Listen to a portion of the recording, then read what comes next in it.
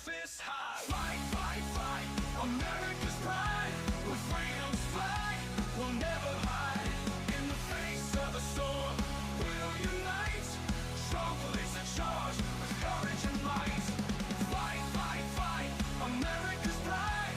With freedom's flag, we'll never hide. In the face of a storm, we'll unite. Strong police in charge, with courage and might.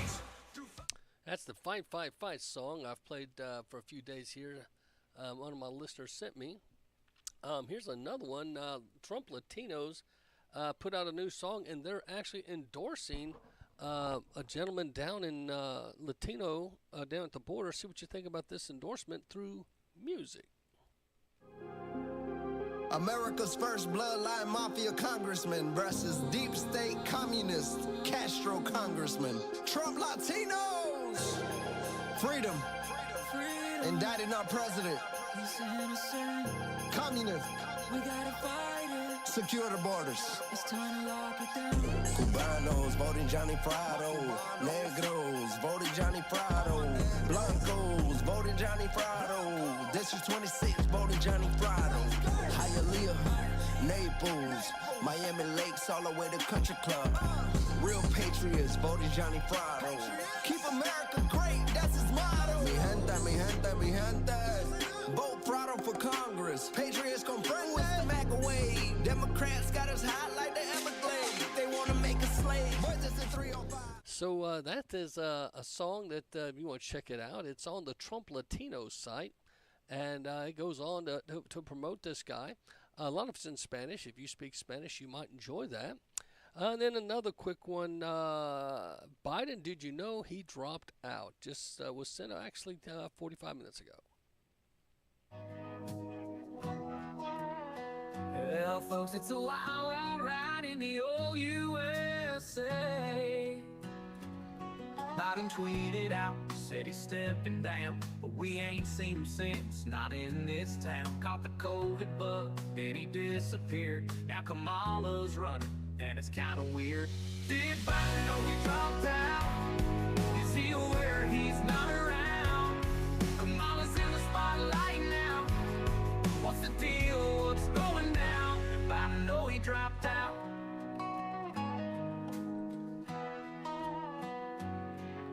Twitter's blowing up, the news is all ablaze. Left us all wondering, caught up in a daze. Kamala's at the helm, leading the parade. But where's old Joe?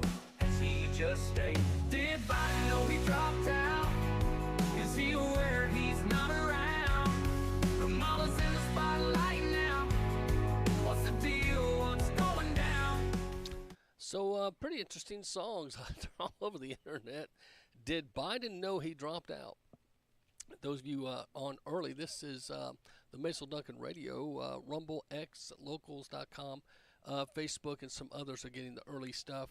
I always like to play a few tunes as we're waiting for the other stations to connect. At 3 p.m., we'll be picked up in Alabama, New Jersey, here in Chattanooga, in some local other stations. But right now we're on usheartbeat.com and streetlevelamerica.com. And appreciate you telling your friends. If you'd like to call in, write this number down, 629-282-1776, and leave a message. We'll play it.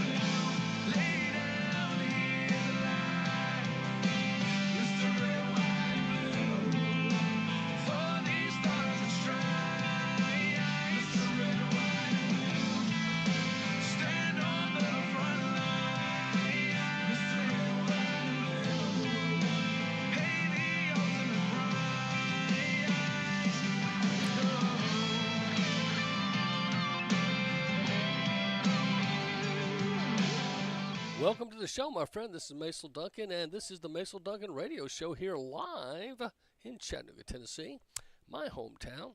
We appreciate all those that just joined us at 96.9 FM here in Chattanooga and the SGM Alabama and the New Jersey Freedom Network.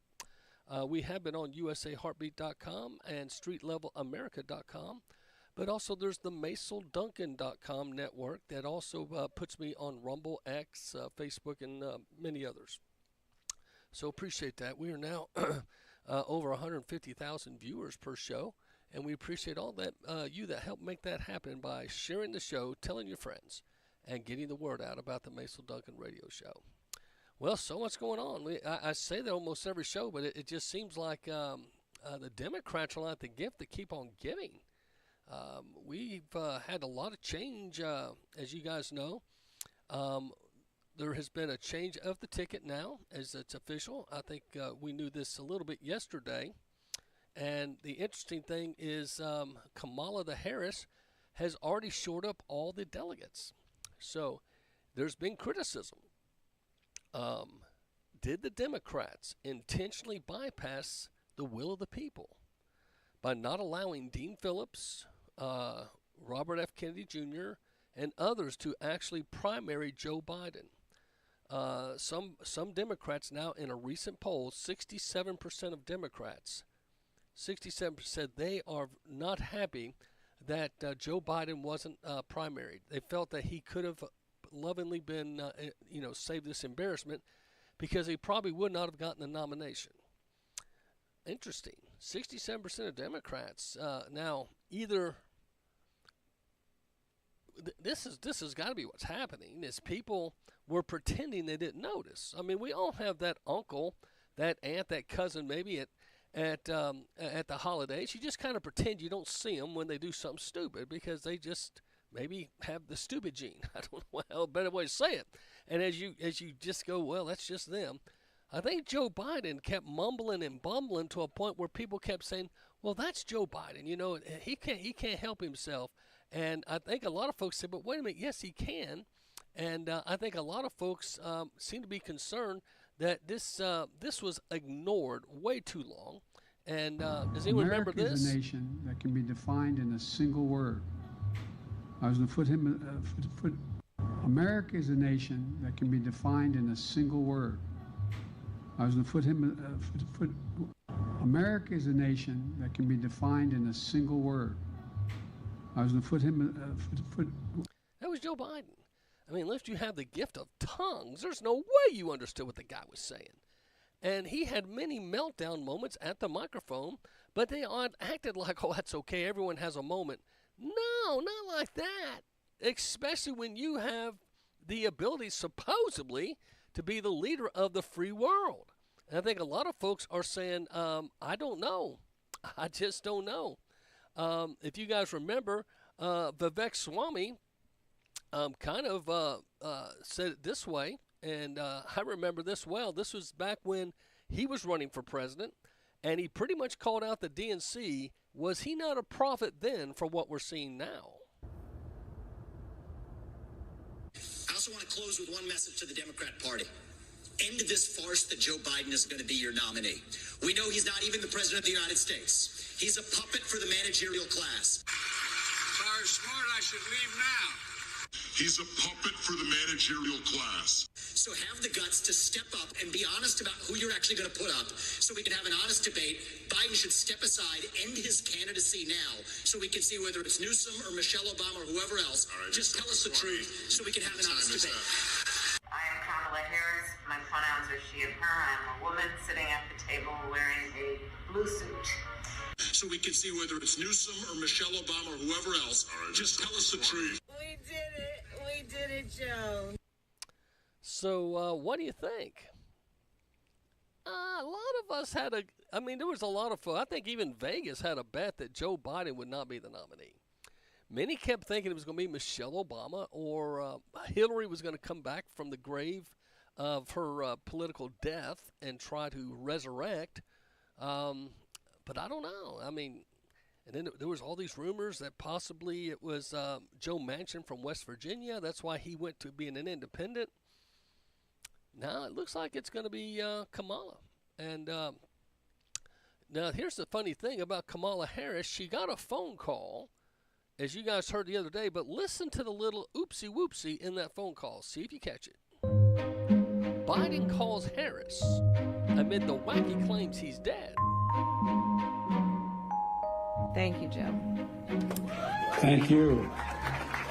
And it is my great honor to have Joe's endorsement in this race. You sure do.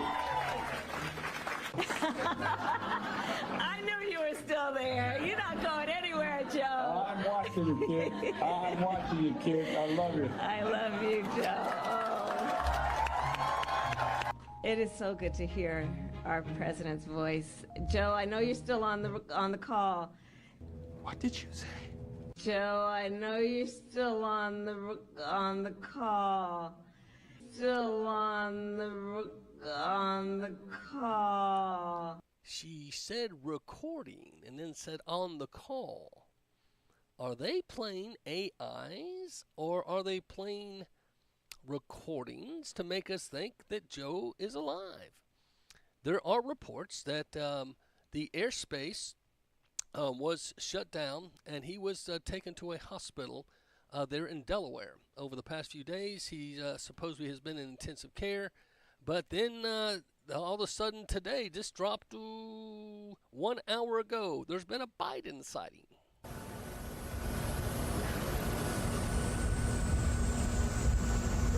How are you feeling?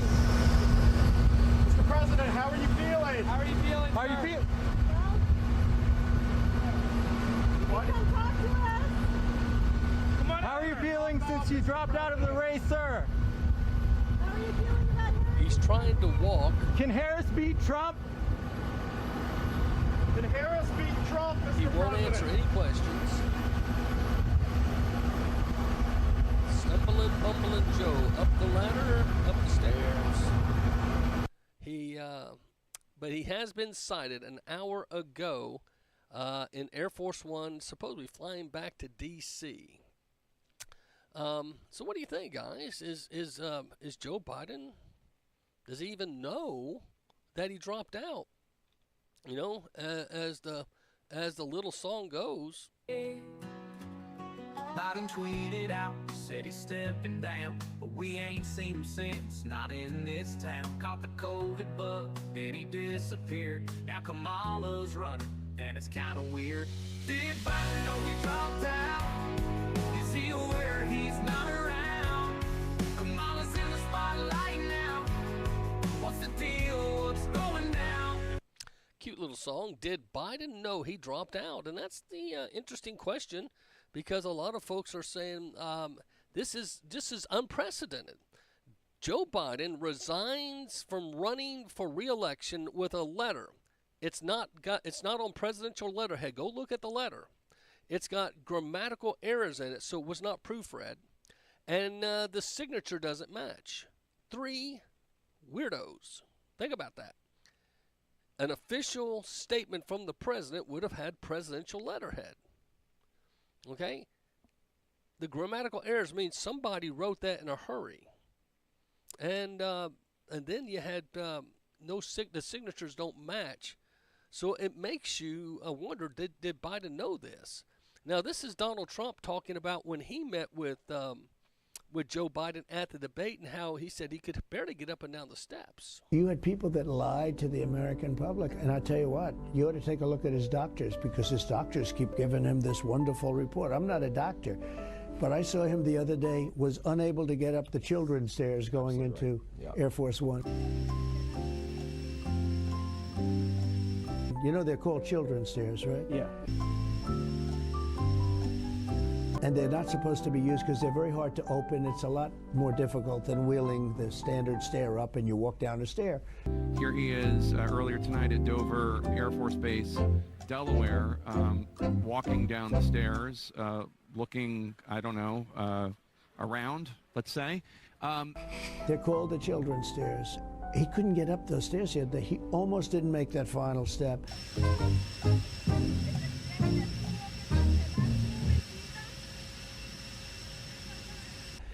And his doctors say he's in good health. So that's the interesting thing.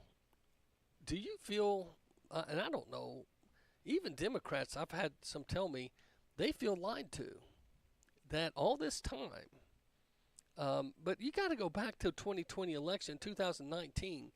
He was nicknamed Hiding Biden. They hid him in the basement for a reason, my friends. They knew his time was short. this guy was, you could even, some have called it elder abuse. Why Jill Biden allowed this to happen to her husband? He should have been able to retire, gone off, and not had to deal with all this. It makes you it makes me feel sorry for him, and to some degree. I feel sorry for everybody, I guess, but I just can't believe that people have gone for this. The government has gone along with it, and so many people have just continued to move with this lie that he was fine, he's fine, and then all of a sudden he's not fine. I remember they did that with Justice Ginsburg. They let us believe she was still alive, and we found out later she was dead for some time. But they were trying to prolong it. They didn't want Donald Trump filling her seat. And they thought they had prolonged it long enough, but he still squeaked in Amy Coney Barrett. But the thing is, because it makes the Republicans look like hypocrites, because Obama was not allowed to put his guy in with 9 months left, but Donald Trump got his guy in. But it's called winning the election. The Republicans had the majority, if you will. But again, this is Vivek Ramaswamy back at the GOP presidential election, and was he not a prophet? One message to the Democrat Party. End this farce that Joe Biden is going to be your nominee. We know he's not even the president of the United States. He's a puppet for the managerial class. Sorry, Smart, I should leave now.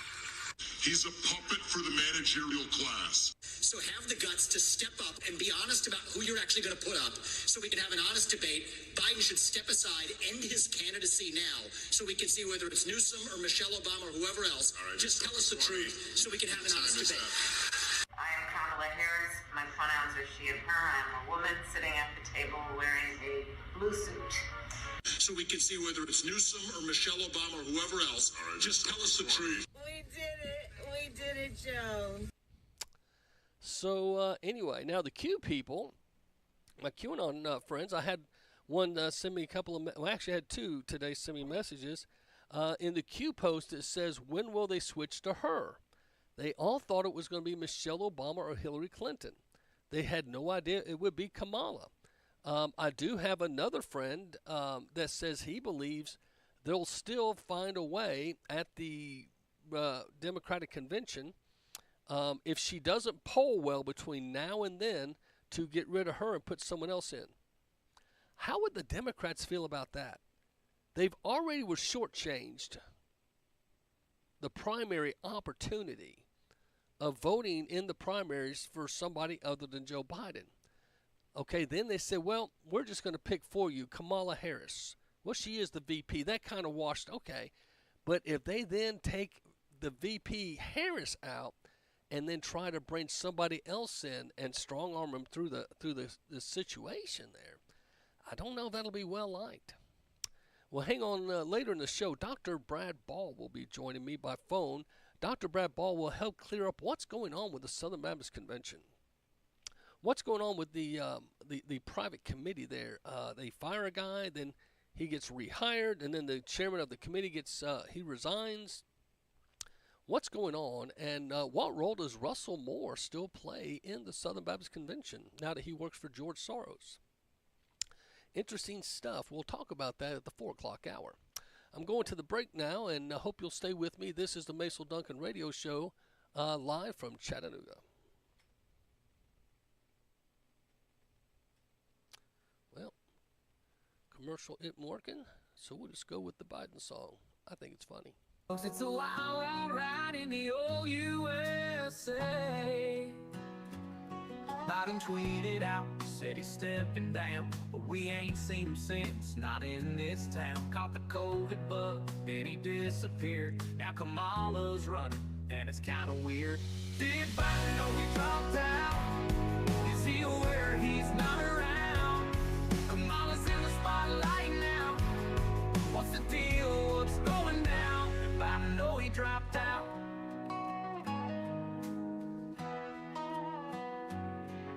Twitter's blowing up, the news is all ablaze, left us all wondering, caught up in a daze. Kamala's at the helm, leading the parade, but where's old Joe? Has he just stayed? Did Biden know he dropped out? Is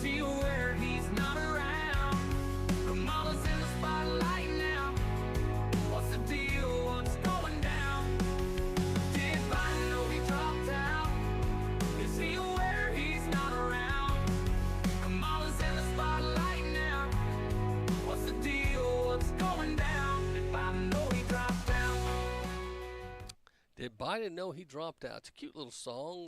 You can go and check it out on YouTube. And thank you, listeners, for sending me these funny, silly songs.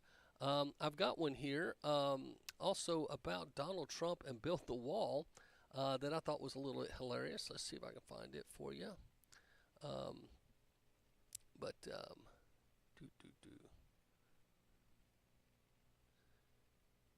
Here it is. This one's called Build the Wall. Check this out.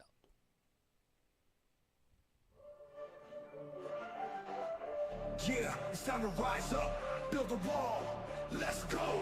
We're taking back our land, it's time to make a stand. Put us on the siege, we gotta draw the line in sand. Trump's got the vision, he's got the master plan. Build the wall, protect the promised land. Build the wall, build the wall. We ain't playing, standing tall. Build the wall for our future, for us all. We're building up the borders. Oh, these songs with the lyrics. I like the lyrics. Sometimes the actual music I'm not as big a fan of, but anyway, interesting stuff there. Do you believe that Donald Trump had a divine intervention when he was? They tried to assassinate him. This is going to be the thing, and I'll play for you a little bit. Tim Scott and several others at the GOP convention made comments that they thought it was divine intervention. So a lot of Christians right now are praying, what's my role in this upcoming election? More and more pastors are feeling a little bit more obligated to get more vocal. I've never had that problem because I'm a big fan of helping lead people in all aspects of their life. Spiritually, absolutely. Financially, give some advice, but also politically. I think in all aspects, pastors, we are to shepherd our people. I never tell my folks who to vote for. I just educate them that they should vote what this country was founded on, and that they should vote for Christian principles. And that's finding the person that you feel is the best qualified to match your values. It's an important thing because they, for years, using the Nelson Amendment and stuff, trying to make Christians be so afraid of lawsuits and afraid of voicing themselves, the conservatives, that is. Now, the liberal churches would have politicians in all the time. They would have people speak and who knows what. Conservatives were all afraid. And we've got to ask ourselves, why? We want to protect the culture. We want to protect the values. Hello, pastor, Christian. How many of you out there want to see your children go to a school that doesn't have sexual agendas, and you want to see a school that teaches the basics? Hello. Okay, how's that going to happen if you don't get involved in voting for your school leaders? You know, you've got a school board in your area. If you just blindly let everybody else do the voting, everybody else do the talking, everybody else do the politicking, and just hoping at the end of the day it just works out for you, good luck with that one. Because what's happening is they've done an excellent job over the last 20 years of inflaming, igniting, and training the left kids and now adults how to combat anything that the conservatives say. On the flip side, they've done a great job intimidating and cowering the Christians and saying, oh, you better not get involved. You better not say anything, because if you do, oh my. I got to remind you guys, most of the Bible was written in jail. Paul was somebody that he didn't look for trouble, but he didn't back down from it either. It's got to come a time.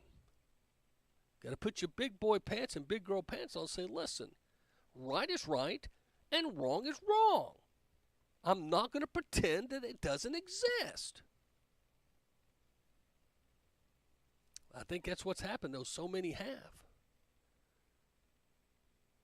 So what we're going to have to look at is some of the major events. Let's look at some of this. GOP convention final night viewership beats the 2020, which was a huge record. And it also, check this out, Fox News crushes CNN, MSNBC, and ABC combined. Wow. So Fox News is coming back as the conservative option. And you can thank One American News and Newsmax for that.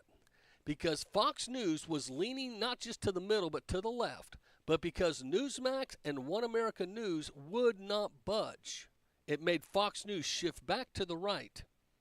And still don't trust anything that Paul Ryan's involved in. If he's still helping make decisions over there, that's not good.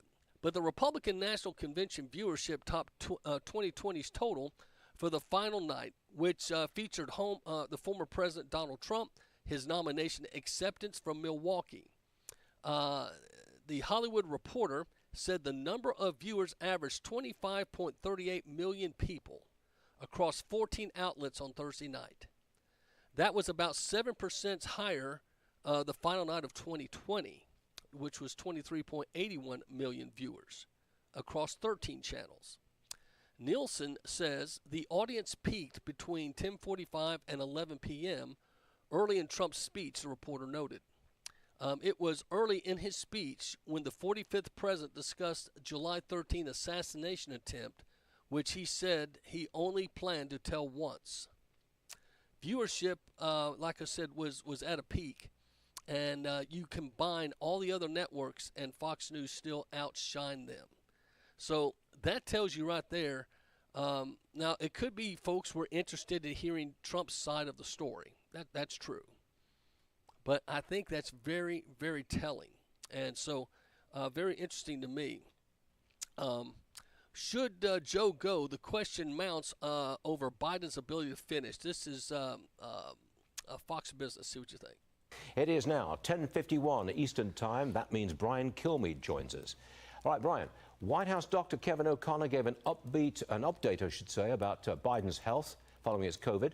He claims Biden's vitals are absolutely normal. Kamala Harris also said Biden's feeling much better. I want to see the president. I want to know if he's capable of running the country, because is there something of a cover-up going on here about Biden's true state? Couple of things, Stuart. I think he's coming back to the White House this afternoon. That's what I heard from our reporter. Okay, well, so I guess we'll see him. He's going to eventually address his situation and his decision. But the stories behind the scenes, you know what he was saying. I'm not leaving. I'm not going anywhere. Look at my schedule. I'll sit down with Stephanopoulos. I'll sit down with Lester Holt. I'll sit down with Ed Gordon of the BET network. I'm going to do appearances. I'm going to address NATO. I'm going to do a press conference. That's a guy that wants to stay. So what happened? That's a good question. What happened?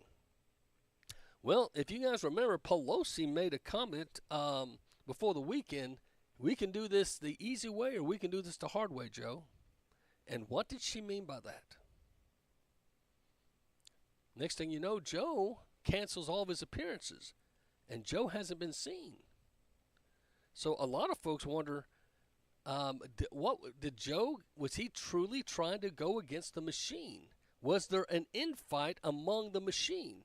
Because as I shared with you, Vivek Swamy said very plainly he thought that he was nothing but a puppet. Maybe Joe got tired of the puppet strings. I also want to close with one message to the Democrat Party. End this farce that Joe Biden is going to be your nominee.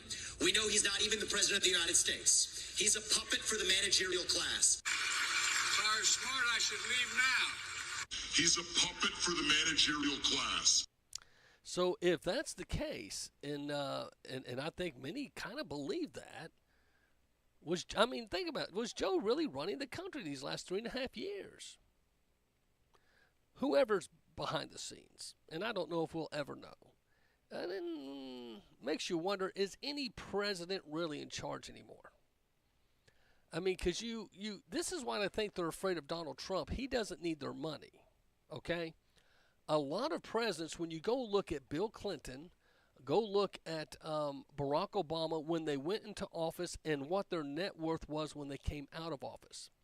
Now, the one thing about Barack Obama you may not know, but do a deep dive. His actual name is Barry Soetoro. Now, he was actually born in Kenya, and you can get upset if you want to, and his last name is actually something different. Mr. Soetoro adopted him because Mr. Soetoro was not his biological father. Mr. Soetoro, they called him Barry Soetoro, and the Soetoro fortune at one time was the top 10 wealthiest in the world. Okay, so Barack was his mom married into a very wealthy family. But Barry Soetoro, you know, as Barack Hussein Obama, he stayed Barry Soetoro all the way through college. And when you go look at his college tag, you know, the name tags and stuff, it says exchange student from Kenya. The reason he did that is that he got more money that way. Being an exchange student, it worked out better financially for him, even though he was from a wealthy family. You know, wealthy people stay wealthy for a reason, because they use all the loopholes to their advantage. Well, the long and short, if you want to prove me wrong, I challenge you to do so. But go look at the Soetoro family, check out a little bit about his mother, and there's pictures that have circulated of when Barack was young, Barry Soetoro. He was on a golf outing with his stepfather, Mr. Soetoro, but guess who else was in the picture? Both Bushes and Bill Clinton. Makes you wonder if we're getting played for like 4 or 5 terms here. I mean, think about this. If they really are a collected group of pals, if you will, that meant Bush, Obama, and Clinton. That whole line. And if you go back and if you can look and not be a Democrat or Republican, go look at the things that they brought to the table. They brought health care.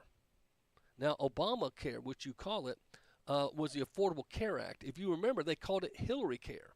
It had been up there for years, almost 30 years, before they finally got it past the finish line. But that was part of that agenda of the Clintons, the Bushes, and the Obamas. Barry just pushed it across the line.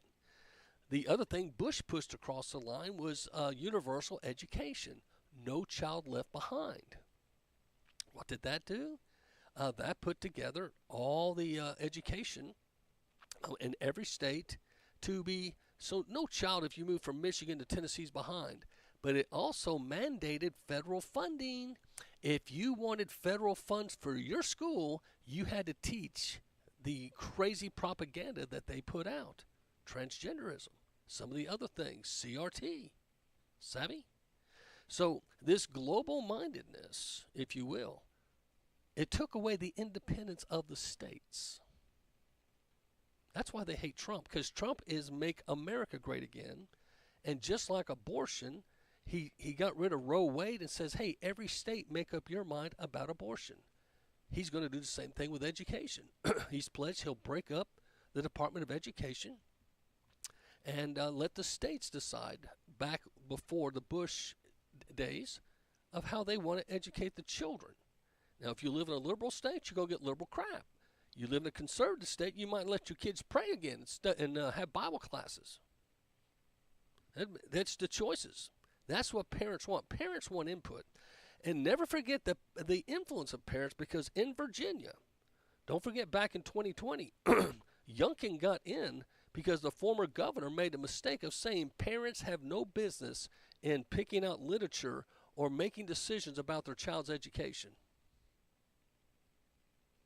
You know, Democrats say that.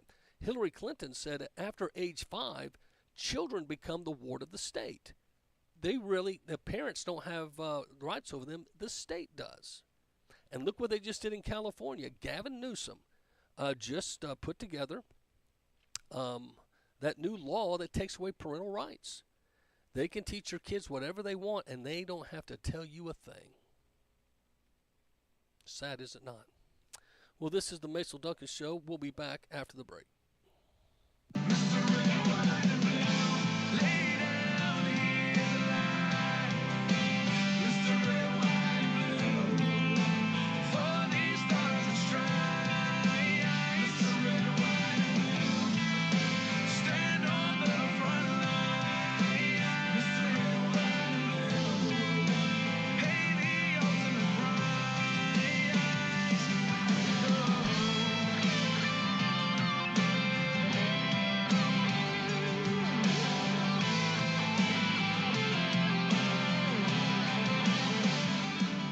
My name's Doug Henshaw. I'm calling from northeast Tennessee, what they call the Tri-Cities area, Bristol, Kingsport, Johnson City.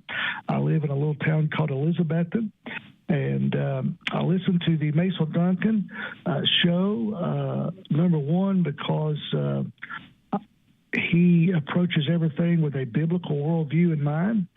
And by saying that, I mean he really seeks and researches to try to find the truth about a matter and the motivation of why people do what they do, and just seeks the truth. And his sources are very reliable sources that he depends upon, and he just gives us the world through the biblical lens of a biblical worldview. That's number one reason why I listen to the show.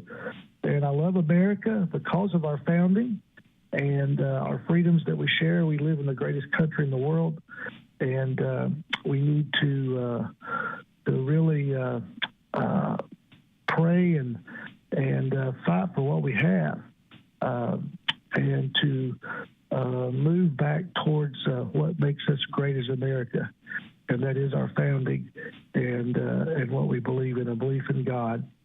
And so I love the Patriot Pastor show, now the Macil Duncan show. I listen to it on a regular basis, and I pray for the show and pray for Brother Macil. It is time for Christians to roar, to make a difference in the community. That is the belief of Metro Tabernacle Church and Dr. Steve Ball. They have the School of Roar. The School of Roar is hosting a summer 2024 The Prophetic. Classes open to everyone, and registration is free. Do you want to learn how to work more in the prophetic? Attend one of the class schedules. Registration deadline June 2nd. There will be a class Tuesday, June 18th at 6:30 p.m. and one again July 16th at 6:30 p.m. You can register at the website metrotab.net or myroar.org. That is myroar.org.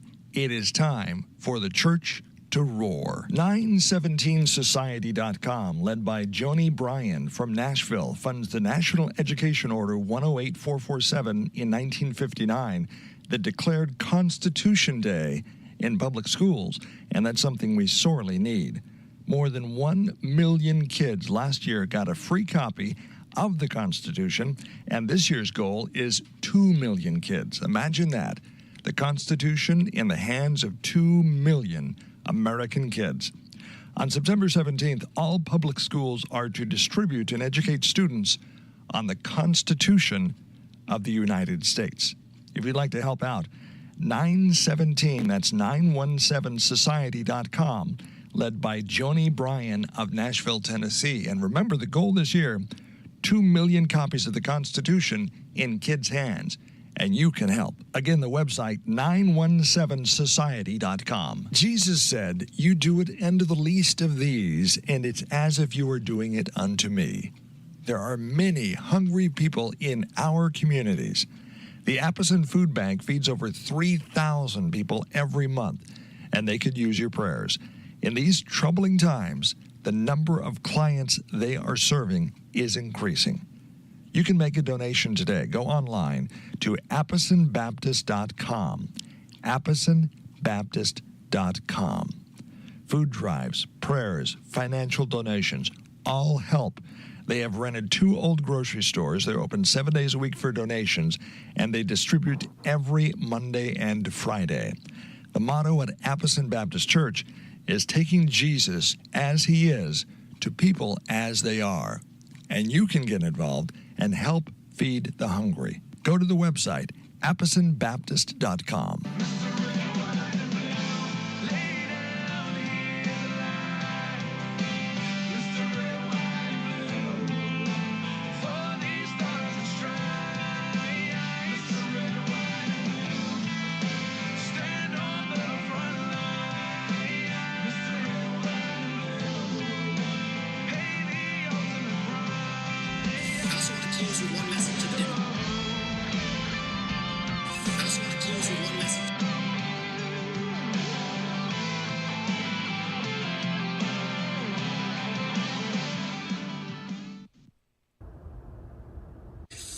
Close with one message to the Democrat Party. End this farce that Joe Biden is going to be your nominee. We know he's not even the president of the United States. He's a puppet for the managerial class. Sorry, are smart, I should leave now. He's a puppet for the managerial class. So have the guts to step up and be honest about who you're actually going to put up so we can have an honest debate. Biden should step aside, end his candidacy now so we can see whether it's Newsom or Michelle Obama or whoever else. Just tell us the truth so we can have an honest debate. I am Kamala Harris. My pronouns are she and her. I am a woman sitting at the table wearing a blue suit. So we can see whether it's Newsom or Michelle Obama or whoever else. Just tell us the truth. We did it. We did it, Joe. So a lot of folks are wondering who will be the GOP and the well, you know who the GOP is. Who will be the DNC candidate? It looks like it's Kamala Harris. I know there's some of you out there still thinking somebody else, but I just don't believe that. And you know, she has got a unique quality. Many of you know it's a trait of hers.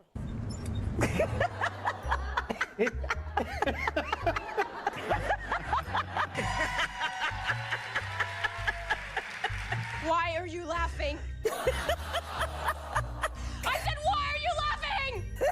Holy cow. Because there was smoke everywhere. You need to get to go and need to be able to get where you need to go to do the work and get home. More parents are seeing the value of educators when they had to bring their kids and said, we're not paying them nearly enough. I'm sorry, what are you laughing at? I just spoke yesterday with astronaut Glover. Do you guys know who he is? I wanted to know if you think, and if you asked the United States to specifically accept more refugees. Okay. A friend in need is a friend indeed. Okay, I can first. Okay, so. Madam, the situation is very complex. This is what I was saying.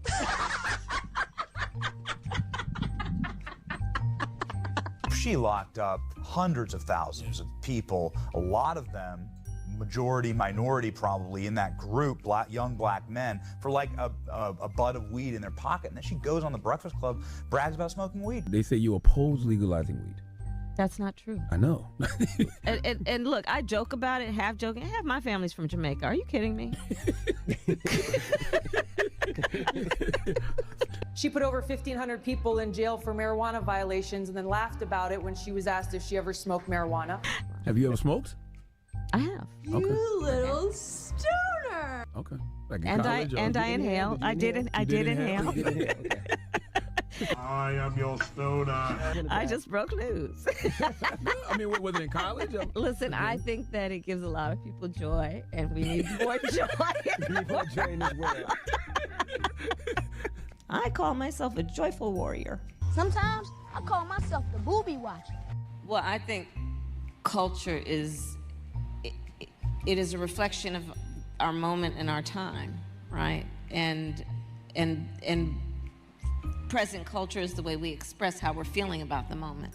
We should always find times to express how we feel about the moment that is a reflection of joy, because you know, it comes in the morning.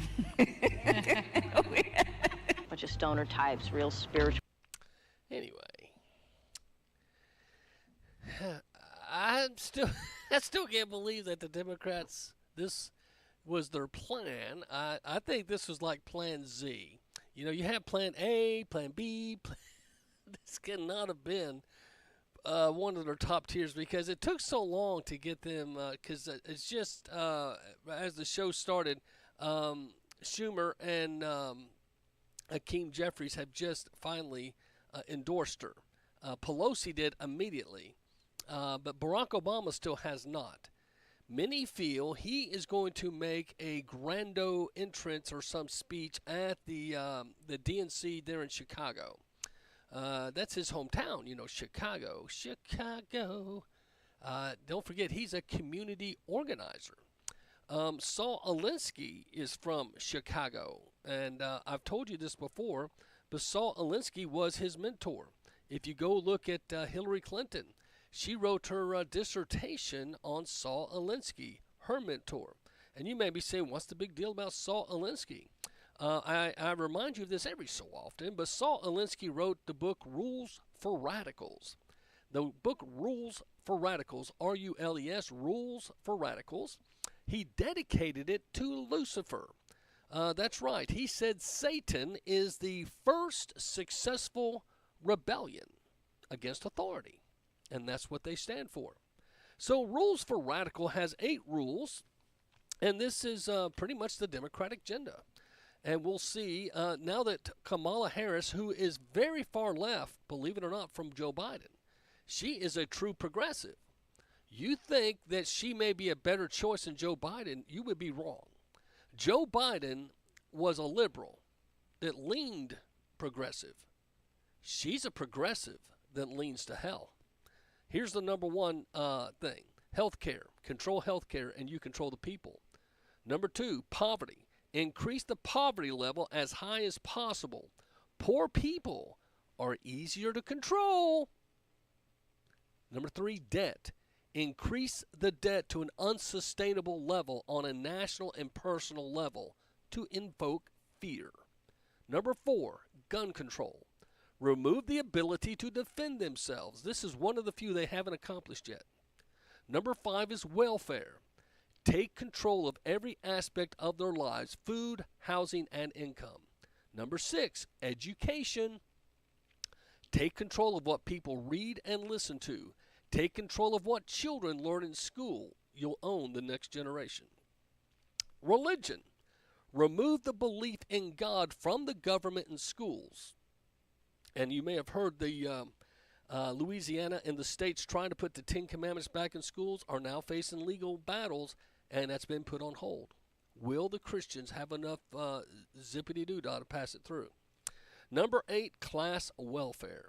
Divide the people, wealthy and poor, and this will cause more disconnect. A middle class is not acceptable.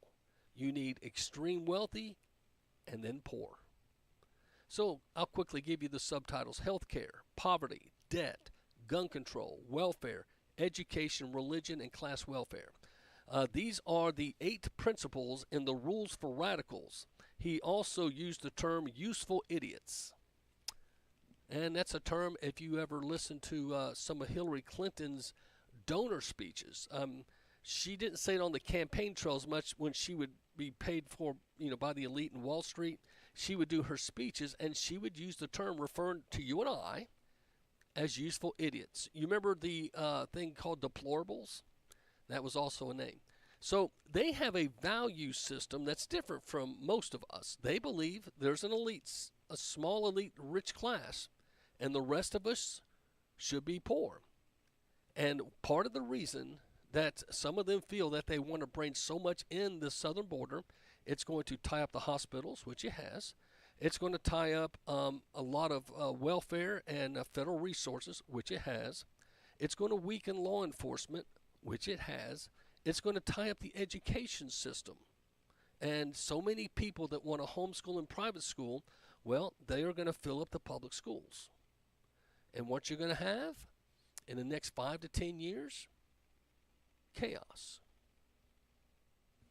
If a Kamala Harris gets in, it's not just because she's Kamala Harris. She will be a puppet. She, as you can tell. The interesting thing about Kamala Harris, I bring her from time to time just to get you to remember, when she was first put in as VP and they won in 2020, she did not surrender her senator seat in California for quite some time. Matter of fact, she holds the record. She kept her seat in the Senate almost to Inauguration Day. Why? Because she was cutting deals. Ask the guy in Chicago, in Illinois, what happened to him. They sent him to prison, he said, for what everyone does all the time.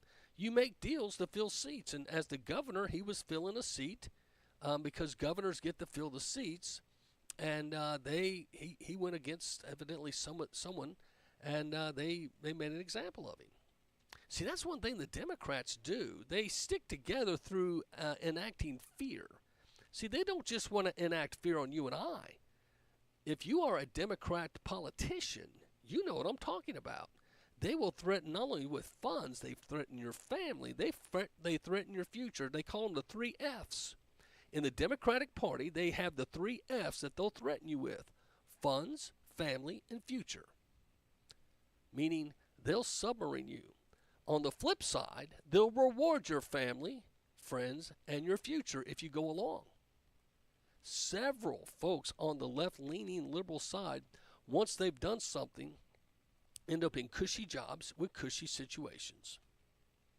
Look where Lois Lerner is today. Remember all the debacle of the IRS? she's golden.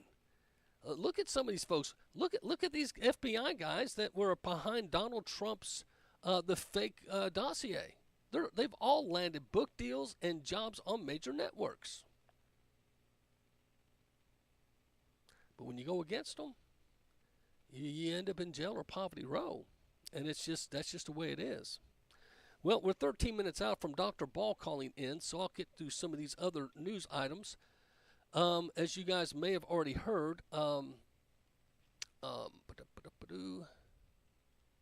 here. R.F. Kennedy Jr. destroys Kamala Harris. This is, I think he's still a little bitter that they passed on him. See what you think. Product of the corporate control of our democracy. A guy by the name of Kennedy, Robert F. Kennedy Jr., was running as a Democrat. And you all know, I've said it a million times, I said the day he announced that he would not be a Republican by the end, but he certainly would not be a Democrat. And that is what happened. They kicked him out of the party. He realized how corrupt they are. And just imagine right now, if the Democrats were running RFK versus Trump, you got a real election. There's a real battle of ideas there. There's 2 competent people and everything else, but they kicked him to the curb. Here's his response to what just transpired over the weekend. I want to add that a year ago, a little over a year ago, when I entered this race, I predicted that President Biden suffered from a degenerative condition that was not going to improve and that it would make it impossible for him to govern effectively. Did you hear that? And I know he's hard to understand. Kennedy, though, said he predicted that Biden had a degenerative disease that he could not recover from. It's going to make him hard to govern with. And that's ended up being the fact, Jack. At least that's what they're telling us. He's had it all along, my friend. It's not like it's something new. He's been challenged all along. Well, the other big news item, if you haven't heard, the Secret Service, Cheadle, resigns. Secret Service Director Kimberly Cheadle has resigned. It's a major development in just 1 day since Cheadle's testimony on Capitol Hill, and 10 days since the event that sparked serious questions over the agency's operations, the assassination attempt on former President Donald Trump at a Pennsylvania rally. In her resignation letter to Secret Service staff, Cheadle wrote, "In light of recent events, it is with a heavy heart that I have made the difficult decision to step down as your director." The Secret Service's solemn mission is to protect our nation's leaders and financial infrastructure. On July 13th, we fell short on that mission. The scrutiny over the last week has been intense and will continue to remain as our operational tempo increases. As your director, I take full responsibility for the security lapse. Since the close call on Trump's life, there have been growing calls for Cheadle's resignation. Both Democrats and Republicans alike are calling for more accountability after many of their questions on Monday went unanswered in Cheadle's heated testimony. I'm unable to answer details of exactly how the individual accessed the roof at this time. I personally do not review security plans for events that take place across the country. It is my firm belief, Director Cheadle, that you should resign. If you have an assassination attempt on a president, a former president, or a candidate, you need to resign. In TV interviews leading up to her testimony in front of Congress, Cheadle said what happened to Trump and the protection failures around him were unacceptable. Cheadle said, "The buck stops with her." There's several investigations into the events leading up to when shots were fired, including a newly aligned joint task force by Republican and Democratic leaders in the House. While the director's resignation is the latest development, this story still has more unfolding to come. So she's gone. Cheadle's gone, and if you take the L-E off of her last name, it spells cheat. A lot of folks are concerned that she was not forthcoming. She kept throwing everything over to the FBI. But we're finding out there's just a lot of unanswered questions. Tomorrow, I hope to bring for you, I was listening to a podcast one of my listeners sent me, where there were several people on the ground talking about a second shooter on the water tower. Now, I heard about that possibility, but there are actually 3 clips, 2 on Fox News, and when the person mentions the second shooter, the reporter quickly pulls the microphone away and walks away. It's like they were told, don't mention the second shooter. The other thing, you might want to go to the Gateway Pundit and see, there's an article that the several forensic experts have said that the kid that supposedly was shot on the rooftop, there's not enough blood or fragments to if he sustained a shot like that. The shot from the weapon that the Secret Service uses should have had, I guess, kind of, one of those bullets, the hollow points, if you will, that when it enters the brain, it explodes on the way out. If you know the difference between a hollow point and a regular bullet, just real quick, a hollow point kind of it's got a little dippity-do in the top, so when it hits the target, it explodes in a bigger, coming out, it's going to make a bigger exit, okay? Most people in the sniper range have hollow point type ammunition, so when it goes in, it doesn't just like a surgical thing go in and out and leave the same side of hole. It's to make sure that the subject is dead. Savvy? There's problems, evidently, with the forensic experts reviewing, saying there's not enough blood and not enough fragments to verify that the kid was killed. So, with all that crazy, we'll talk about it tomorrow.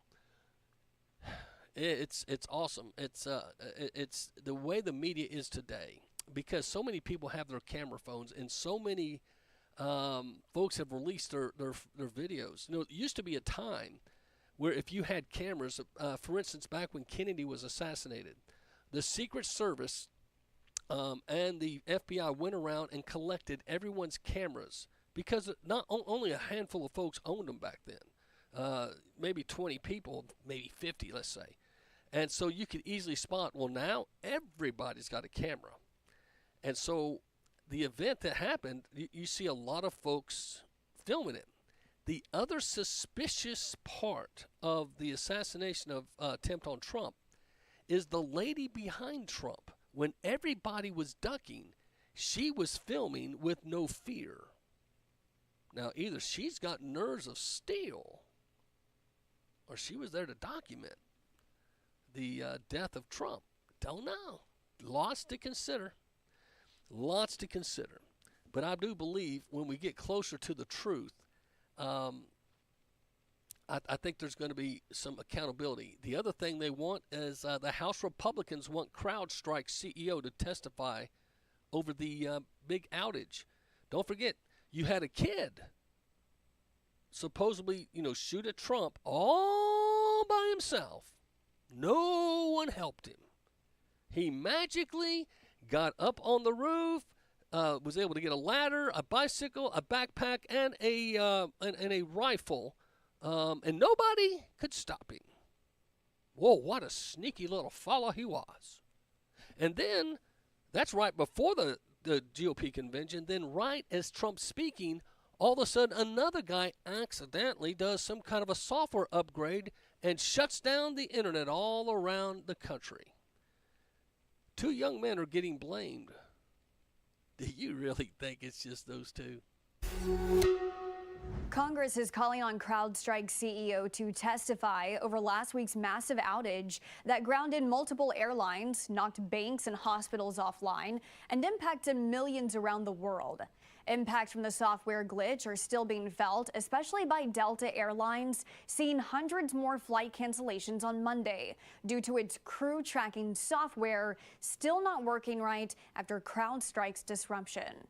Republican leaders of the House Homeland Security Committee say they want CEO George Kurtz to explain what exactly went wrong. So far, all we know is a glitched update to CrowdStrike's security software caused computers powered by Microsoft Windows to crash. Microsoft said on Saturday about 8.5 million devices were affected. Now, my Cube friends are saying what that did was it forced a lot of planes down so that there was some military action in the air. And once again, supposedly some doppelgangers and others were rounded up and taken to Guantanamo Bay. That was actually a good thing. I just don't know. You know, all these theories and stuff out there, I've told you there's the QAnons to the right and there's the Blueanons now to the left. The Blueanons are the far left progressives that make some unique conspiracy theories, and the QAnon to the right. Now, we'll say some of the QAnon stuff I have watched it. Some of it has come true. Okay, and like I've told some of you, I have looked at the 8chan, 4chan boards. I've listened exhaustively to a lot of stuff. Someone just sent me another one. I was trying to be open-minded and listen, but I just don't believe all the stuff, the QAnon. I think the one thing you guys have got to say uh-oh about was supposedly John F. Kennedy was going to be resurrected from the dead, if you will, and be Donald Trump's vice president. When I mentioned that to a Q person the other day, they said, well, the election hadn't happened yet. Well, when that happens, when John F. Kennedy, if he comes up, and I know about the Joseph, the guy in the back with the curly hair and the glasses and the funny hat, if that happens, okay, I will make a total retraction on my show that the Q is real and I was misguided. But I just think there's too many things out there, guys. Now, some of it, yeah, I mean, but I just be careful. Anyone that has secret sources and they can't tell you who they are, just be careful, because all of a sudden, by the way, for $9.99, they're grifting you, man. You're buying their stuff, which is fine. It's your money, it's your time, it's your life. But let's see. I got Daniel watching. He says Biden is going to stay up till 8 p.m. That's true, Daniel. I got to agree. He's supposed to address the nation tomorrow night, 8 p.m. Someone's going to have to give him an old shot-a-roo in the rear end. Wasn't there a zip line off the back of the water tower? Yes, there was. And I think this second shooter thing has got some validity. When you watch the tapes, and I'll try to give those to you tomorrow, there were some interesting things, and plus some of the stray bullets. Because don't forget, 8 shots were fired. You know, 1 past Biden or Trump, 1 hit the fireman, 2 others were wounded. That's 4 bullets. The other 4 have not been accounted for. Now, if you look at the video I watched, it hit a speaker and it hit a water main of a tractor that's behind the stage, and a lot of they didn't get that in the thing, so that would be 5. There's still 3 bullets unaccounted for. Interesting stuff, is it not? We're going to go to a break here in just a moment, and Dr. Brad Ball will be calling in. And Dr. Brad is a friend of mine. We're going to talk about the Southern Baptist Convention. What is going on with their executive committee and their representative for their media, etc. It used to be Russell Moore.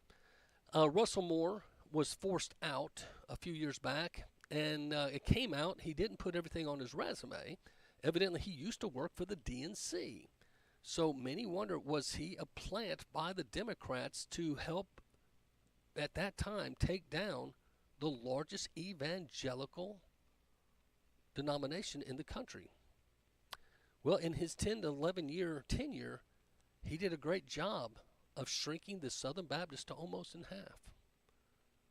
Every issue, when you go back and look, be it racial, whatever, Russell Moore was there. Russell Moore helped. I'll be back after the break. This is Macil Duncan Show.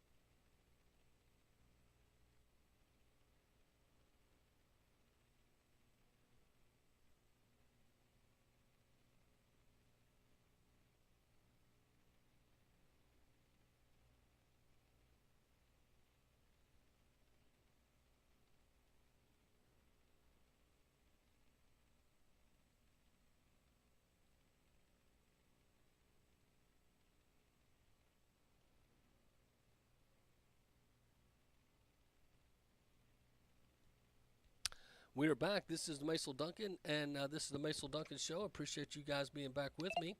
I happen to have with me Dr. Brad Ball from Georgia. He is an author, he is a professor, and a pastor. Dr. Brad, thank you, and welcome to the show. Glad to be with you today, Mason. How's things going down in Georgia? Going good. Getting nice and hot and muggy. Well, has the devil been down there looking for a soul to steal? Oh, yeah, probably. That's for sure. That Charlie Daniels song has, it probably sticks to your state on many occasions. Well, I tell you what, with Fannie Willis and Fulton County down there, that's a mess, and I can only imagine what your local news people say about it. But did you hear about the police chief of Chattanooga she resigned and then was arrested? Yeah, I did hear about that. I was like, wow. Well, she was from Fulton County, Georgia. Oh, wow. Didn't know that part. Yeah. Pals with Fannie the Wanny Willis. Oh, wow. Interesting, is it not? Of course, our Mayor Kelly hired her. I guess he didn't do his background search. I don't know. But anyway, I want to talk to you today about the Southern Baptist Convention. We have an impasse, it seems like, with is it ERLC committee? That's correct. Something it's called the Ethics and Religious Liberty Commission, yeah. So for the average person out there, what is that committee? What is this Ethics Religious Committee? Basically, they're supposed to be representing the Southern Baptist churches and its members with a lot of the religious liberty issues, and they're supposed to be representing us concerning right to life issues and other things that come up, that may come up in Washington, D.C. or in our state governments. And so that's supposedly what they're supposed to be doing, kind of representing our issues that we stand for. But many times, unfortunately, over the last several years, they haven't been. Now, back when I was a younger preacher, Richard Land, I think he was like 20 years. He did it for multiple decades, right? Yeah, he did it. Yeah, I want to say he did it for about 20 years. And then Russell Moore was over it for several. And then now we have Brent Leatherwood, who's been in since 2022. Now, Brent is a protege of Russell Moore. Am I correct? Aren't they pals? Correct. Now, in case a lot of folks don't realize, we're finding out that Russell Moore, prior to coming to Southern Baptist employment, actually worked as a DNC clerk. We're not exact. I can't remember which one, but he did work. He worked for Gene Taylor. Gene Taylor. A huge Democratic representative that was in the House for many years out of Biloxi. But he left that off his resume.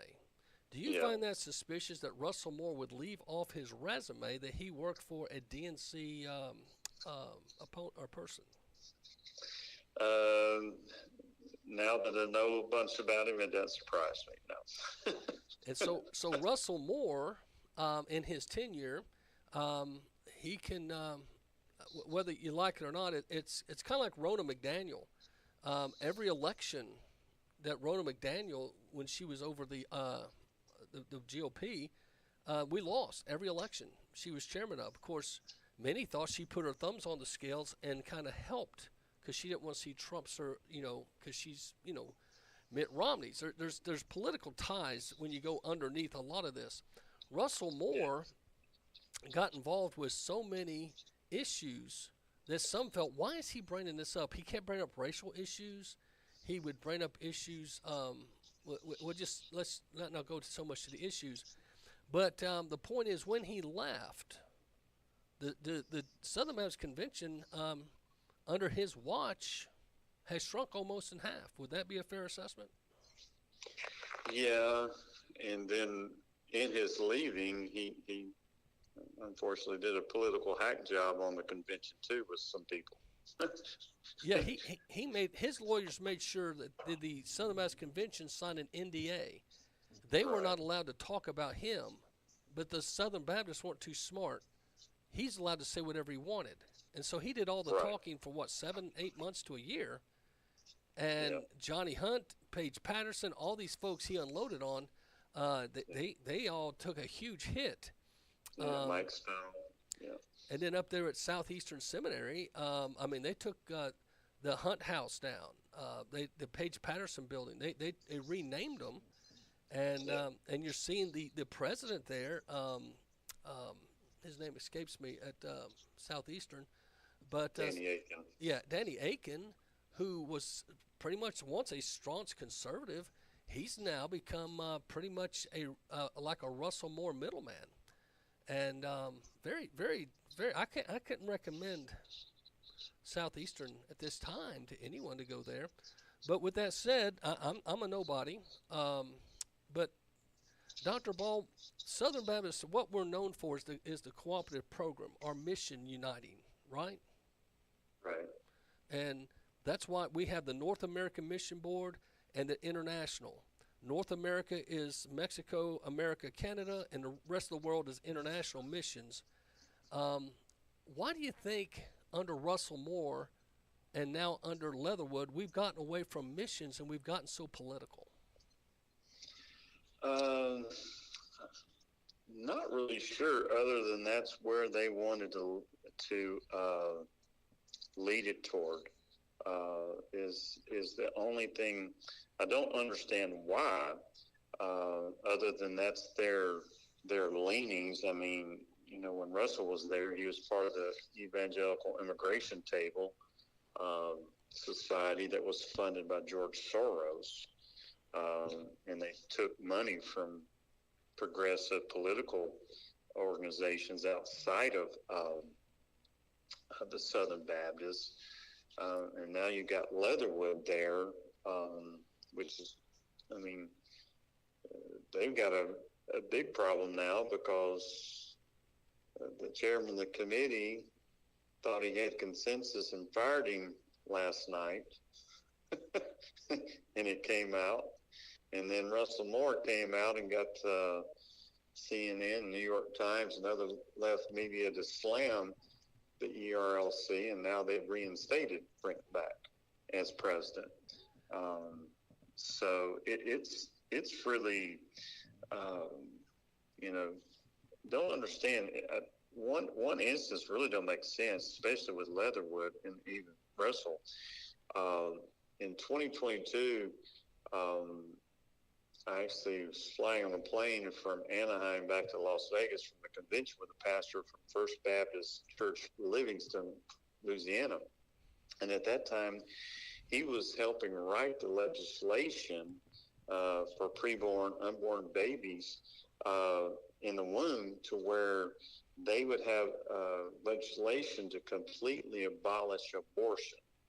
It would have been the first state in our nation to be able to have that, and they were making great headways till several people wrote letters, and who wrote a letter against that was Brent Leatherwood and the Ethics and Religious Liberty Commission. And this pastor said, here I am, a Southern Baptist pastor, trying to fight for life, and I got my own denomination fighting against me.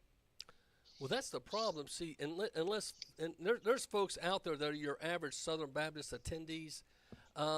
Because when we let RAs and GAs go, we did not train generations up. I talked to 3 Tennessee Baptist guys today. We were texting, and how the average church member has no idea of the cooperative program, what we stand for, and a lot of what we believe in. They're only Southern Baptists because they've been that way for years. But with that said, I think what Southern Baptists have gotten off the missions back a million more in 54, you know, all the things. I think here's my see if you agree with my assessment. We got into a thing called Together We Build, all these building programs in the 80s, 90s, and maybe even early 2000s. We were worried about building buildings and not people. We did a terrible job overall in discipleship. Pastors would rather pack a building, okay? Their big measure of success was how much money was in the plate and how many butts were in the seats. Instead of how many did we disciple, how many did we put in the mission field, we got so captivated with numbers, I think in the wrong way. And I call them the ABCs, attendance, baptisms, and cash, to where what's happening now is churches, since COVID especially, they're on the decline. And now they're all depressed because their sanctuaries are half full. The things they valued as success are no longer measurable tools like they were. Does that make sense? Yeah, you're spot on. What you're saying is right. It's mission drift, and we drifted from Jesus's mission of making fully trained disciples of all the nations. And the scorecard, as you just said, became ADCs instead of how many disciples are we making, and how many missionaries are we sending, and how many churches are we planting, and how many lives are we seeing changed. And the reason a lot of pastors or churches don't like that is it's harder to count those numbers. You know what I'm saying? Or if we had to put on our yearly report, how many people did we disciple this last year? They wouldn't like that number. It'd be too small, probably. Well, and we had a liberal push back in the 70s, and we lost our colleges, but we saved our seminaries. Yeah. They called it the conservative resurgence, led by Adrian Rogers, Charles Stanley, etc. But the problem was, and here's another thing, the pastors got Hollywood on us, and we lost the Andy Stanleys, we lost the Ed Young Juniors, the sons of these prominent pastors. They went off doing their own conferences, and they drew that younger generation of preacher to their conferences and didn't come to the Southern Baptist Convention. Are you with me? Yeah, that's a good scenario. That's a good scenario. What happened? Because they said all the decisions were made before we got there. Why do I need to go? I only have a week of convention in my deal with my church, and I got very limited convention expenses. I'd rather go to a conference that's going to be more practical and help me. Okay, so they go to these quote-unquote practical things, and I'm not knocking that. But none of that helped educate them about the cooperative program, what Southern Baptists believe in, and so we drifted age-wise. And we have now a big divide between older preachers and possibly younger preachers. And here's my thing. If you're out there and you're not a Southern Baptist, when we have a business meeting, if you will, we have in June the big convention, and every church is allowed 10 delegates. Okay, so for 3 or 4 days, we do our business. But when we're not in session, it's this team that represents us. Am I correct? Yeah, it's called an executive committee. And so Leatherwood has a huge impact on this executive committee. Am I right? Well, the ERLC has its own executive committee and trustees. And he has a great impact on those. And he probably does have some impact with the Southern Baptist Executive Committee that has representatives from all states. So, yeah, he does have basically, unfortunately, most of the people on the executive committees and the trustees of ERLC would just be yes people. They're not going to push back, which was amazing that the chairman thought he had consensus and fired him, which we still don't know the reason why he wanted to fire him, other than he basically had a Democratic talking point about Biden when he resigned out of the, got out of the election. So don't really know totally why he was even going to be. He needs to be removed for other things, but we don't know why. So, like I said, it makes the Southern Baptists look like they don't know what they're doing, or their leadership doesn't. Well, Christianity Today put this: the Southern Baptist Convention, Ethics and Religious Liberty Commission, the ERLC, announced Monday evening that its president, Brent Leatherwood, suddenly lost his job, only to retract that statement the next morning. Trustees stated on Tuesday that the decision had been made without full involvement of executive committee leadership, and that Leatherwood remains the president of the ERLC and has our support moving forward. The chair of the ERLC board and trustees, Kevin Smith, took responsibility for the move and has resigned. So, and by the way, the Christianity Today magazine that Billy Graham and many conservatives have written in, you know who owns that today, don't you? Oh, yeah. George Soros. Yeah. George and Russell Soros. Moore's the editor. And Russell Moore, the former ERLC director, now works for George Soros and uses Christianity Today to do cover hits against Trump or anyone that they don't like in the conservative movement. And a lot of folks aren't aware that Christianity Today went with George Soros, a Marxist, anti-American owner. And can you believe Russell Moore left the Southern Baptist Convention? He used to work for the DNC, worked for the SBC. Now he works for George Soros. With those bookends in Russell Moore's resume, the DNC and George Soros, can anyone now convince me that he was not a plant to cause trouble inside of the Southern Baptist Convention? Oh yeah, he definitely caused some problems, and he apparently even last night and this morning activated a smear campaign somewhat through the secular media to get the trustees to retract and blame Kevin Smith for it all. They just left him out high to dry. And he resigned as chairman, but don't know if can't find out if he's still on the executive committee of the ERLC or what's happening there. Have you heard of Megan Basham? Oh yeah. Yeah, she's a strong conservative. You know, she spoke up on some issues at the convention, but she's been posting about this. So this is it. Here's what we know. ERLC board chair Kevin Smith had spoken to other board members and had informal consensus to fire Leatherwood.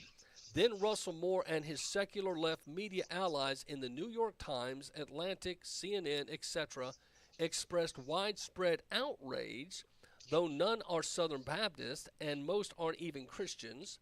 Smith even lost his consensus, as ERLC trustee John Whithead says below, seems consistent with what I've been told, that the media spotlight made the board go squishy.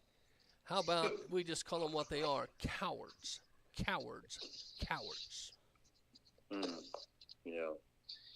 Yeah, and it's just a shame. I mean, the guy needs to go, and we need good leadership, or we need to get rid of the ERLC and let our state conventions deal with the religious liberty and ethics issues in our own states. Because in Georgia, we have a very good guy that works at the state capitol, trying to work with legislators to make sure, they're taking into account religious liberties and ethical situations that would be, good for a Christian nation. Well, here's my question to you, because you're more Southern Baptist than I am now. I've backed way off. Russell Moore, I was at the meeting in Nashville when he told a bunch of college students to vote for either Rubio or Bush at the time in 2016 election, and then when Donald Trump got the vote on the nomination in 2016, Russell Moore told young people don't vote. Do you remember that? Yeah. Okay, that infuriated, because I had two daughters that age. I had raised. They worked at Lifeway Bookstore. They were Southern Baptist as you can be, and they said, "Well, Daddy, Russell Moore says we shouldn't vote. I shouldn't vote." And I said, "I'm sorry. Russell Moore's a freaking idiot. He eats idiot pills every day, and don't listen to Russell Moore." I'd love to tell you that conversation was it. I had to spend time explaining to my daughters. And they came back later and realized, hey, Dad, him and his henchmen hijacked our generation and got us to hate Donald Trump, hate conservatism, hate the values that this country was built upon. And you got to ask yourself, why would Russell Moore and Leatherwood be so bent on keeping the Southern Baptists from being the juggernaut it once was? And it's because, do you remember back in the time, Dr. Brad, when Bush, they would come and give speeches at the Southern Baptist Convention courting our vote. Do you remember that? Yeah. They don't now. We don't get a sniff because they don't see us as a valuable. We've lost it, and it all happened under Russell Moore's tenure. Yes, because they knew if they could infiltrate and water things down, then they could get people to possibly vote their way. Why do you think it is, Brad, that so many pastors today they live in fear of speaking their mind, be it political or what have you, or even standing up to a Russell Moore? Are they afraid of legal things? Or are they just afraid of someone unfriending them on social media? I'm not really sure. That some of them may just don't want to get involved. Some of them may just be, well, to be honest with you, they've got some of them probably sitting in their pews that would be, probably would agree with that mindset. And, but I think I think you basically just got to stand up for the truth and let the scripture interpret the culture instead of allowing culture to interpret scripture. Well, here's the thing, though. Using scripture and doctrine, for instance, Russell Moore came from Southern. Am I correct? Correct. And he got involved with the Calvinist, if you will, the hyper-Calvinist movement. And it was a perfect disguise to shrink the convention, saying, because, if you're a true Calvinist, you believe Jesus only died for the elect. Yeah. For someone that wasn't on the original elect list, he would have to die all over again because his blood did not cover their sins at Calvary. So a hyper-Calvinist, which he pretended or may think he is, it made him look like, hey, the Southern Baptist Convention is full of lost people, and we got too many people that probably aren't for real Southern Baptist. And I think he justified the shrinking of the convention through his Calvinistic pals because so many of them laid cover for him. And when I would challenge them in discussions and stuff, it all came back to either Calvinism or, hey, Russell Moore's been a dedicated Southern Baptist. And you know what Dr. Adrian Rogers said of Calvinism? He said it's the doctrine from hell. That's Dr. Adrian Rogers. That's a pretty powerful statement. But he was so because he sold so many books, and he was big Lifeway, and everybody just held all his material. And I think part of the problem now, I think things are changing in the convention a little bit. For many years, we just trusted our leaders. We just trusted them. Hey, they're godly people. We just trusted them. But now you better verify, what they do and what they believe. And now you can find out because of, the internet and social media, you can find out what they believe and what they preach. And unfortunately, I think some of our leaders, they may have been more conservative, but they're slowly drifting away from that because I think some of them think they've got to appease culture to reach culture, and you don't do that.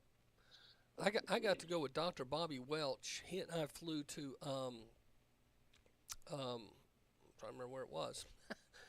He was the evening speaker. I was the morning speaker.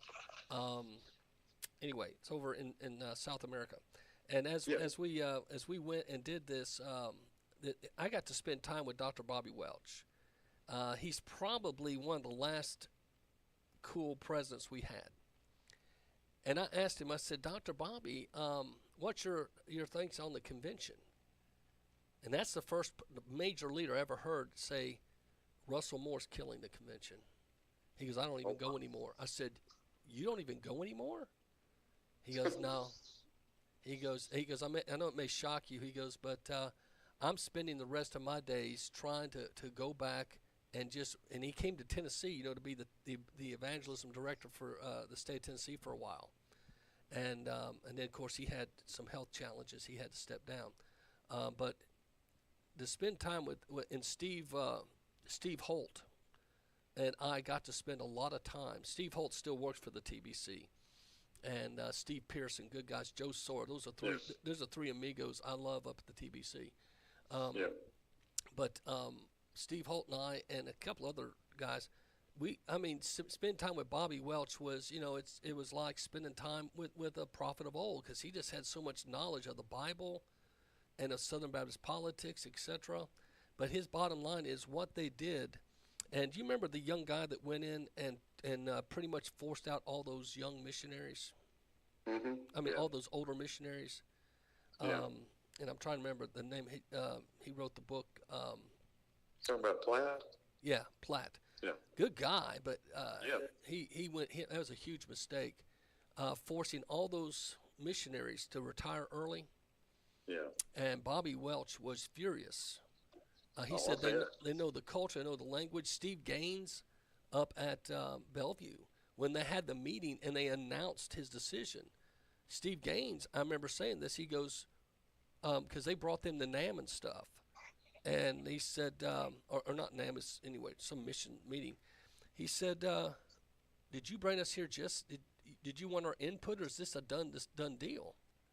And Platt said, well, it's a done deal. And Johnny Hunt and my friends and stuff that were at the meeting they just said, so why did you bring us here? Did you think we were going to agree to dismissing all these missionaries and calling them off the field when they know the culture, they know the language? And they said Platt walked away he had a little security team around him. And they said he was mentored by Russell Moore to go in, make your statement, and leave. Oh, gosh. And, of course, David Platt didn't last long. Okay? Yeah. Russell Moore knew he was trying to play the Russell Moore game, but he wasn't Russell Moore. David Platt, I think, had a conscience about that. But with what they did by taking down all those missionaries, and then the other thing I have a problem with is when the Southern Baptist forced missionaries to take the shot. And they waited till after the convention instead of getting input from the convention. They waited a few weeks after, and they said, if you don't take the shot, you're fired and you're off the field. But not just them, their wives and their children. Do you remember that? Yeah. I remember contacting the main dude here, and I don't call and complain, but I called Randy. And I said, in Randy's support, I said, well, Randy, I don't complain to you guys, never. I always try. I'm a good soldier. I try to always say, but you're wrong. I disagree with this dude, and I think you guys really are messing up. And 4 months later is when they called off COVID and all the restrictions. But they didn't rehire those guys. Oh wow, didn't know that. So Platt forced out 26% of our missionaries that were seasoned. Then those that wouldn't take the shot, that's another percentage out. We wonder why Southern Baptist missions right now are where they're at. You had some idiots making these decisions in place of us, because going back, that executive committee, executive board, and you got this Leatherwood, and I think a lot of people are saying, when we're not in session and these guys are allowed to make these monumental decisions that affect the whole convention, affect our missionary base, I think that's why you're seeing such a low attendance now. Have you noticed the attendance is down, Dr. Brad? Well, the attendance was up attendance was huge in Nashville. Was it at a church or was it at a venue? No, it was at a big. They can't have it at a church anymore because only these convention centers can hold that many people. Well, it was getting down to where they were looking at churches because they were under 5,000 in attendance. Am I correct? Right, but now the attendance is back up to 10, like I said, 10 to 15. But it used to be 30 and 40, 50,000. Oh, yeah, Dallas, yeah, it So used to be huge. 10 is still Happy Meal. That's not good. That's Yeah. not good. That's not a good representation.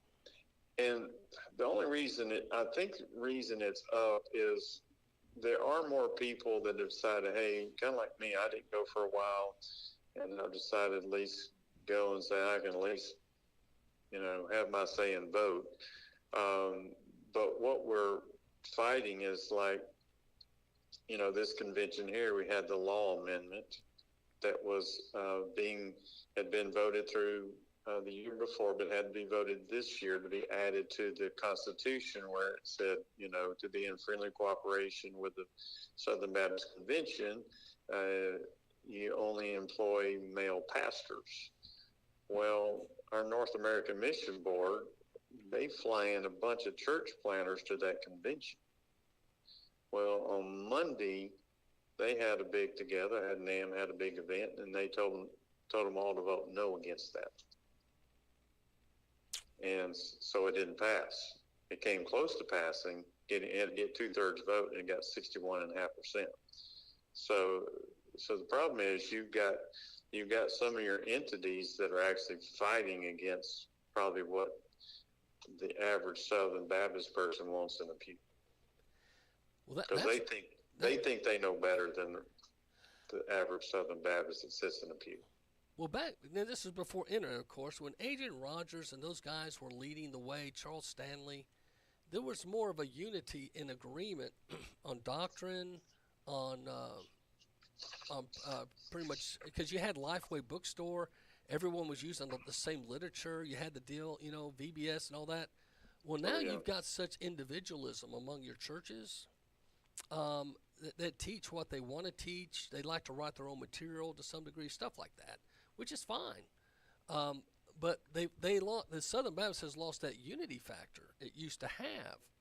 That's why, director of missions right now are grandfathered in, but if in the future, if one of these guys steps down, they're not going to supplement their salaries. The local churches will have to come up if they want a director of missions in the future. And so we're seeing a shift. And but anyway, let's get to another issue I had you on, discipleship. You've got a book called Triple Threat, and that's one of your gifts is discipleship and encouraging discipleship. Can you tell us about your book and how folks can get a copy? My book is just, like I said, Triple Threat Discipleship. It's just it's a basic book, and you can get it at Amazon or anywhere, sells Christian books, but you can get it on Amazon easily. And it's just a book just giving you the basics. The triple threat is basically, I use a sport analogy. Every sport has, a triple threat, basketball, when you get the ball, you can dribble, pass, shoot. Football's got the same thing. You can pass it, run it, or kick it. And so all sports have these triple threats. And so basically it's just a book trying to, if you've got a young Christian or a Christ follower that's new in their faith, it's just a book that kind of gives you some basics as far as, all right, here's the Bible. Here's why you need to read the Bible, engage the Bible. Here's some just basic helps on prayer, scripture memory. I've got a chapter on how to share your personal testimony with someone so you can point them to know Christ. And then basically I just give you some basic helps in how to have a quiet time. And those are some of the, that's not initial things that you need to give a new disciple. Once they come to know Christ, you need to, Jesus said, teach them to observe all the commands that I've given you. And that's what we're to do. We're to teach these new Christ followers how to live and walk and talk for Jesus. And so, that's the challenge I think we have to work on. The challenge I have as a pastor is trying to, pour into men and then get women to pour into women. And we've got to pour into our children and our students and show them how to live the character of Christ and the conduct of Christ. while obeying the commands of Christ. Jesus gave us many commands that we're to live out. And so the book's just very, basic book. It's a basic training book. It doesn't go in deep. It's something you can use with a new Christ follower, for 10 weeks and help them in their walk. So that's kind of what it is. Now, your father was a coach up here Yeah. at Red Bank. And of course, he coached at Signal Mountain Middle School, then came to Red Bank and became the varsity basketball coach and probably tons of other responsibilities. But didn't you tell me that's where you got some of your discipleship analogies is through the coaching aspect? Oh, yeah. I mean, yeah, I've got a lot of it from coaching because that's what coaches are to do. They're to invest in their players and coach them up and develop them. And that's what we're called to do as a church. It's a great commission. We're to make, Jesus says, Luke 6:40, a disciple's not above his teacher, but everyone who's fully trained will be like his teacher. And so what we're to do, it didn't say fully develop. We won't be fully developed till we get to heaven, but we're to fully train disciples so then they can go find other disciples, reach other people with the gospel, and show them how to live life.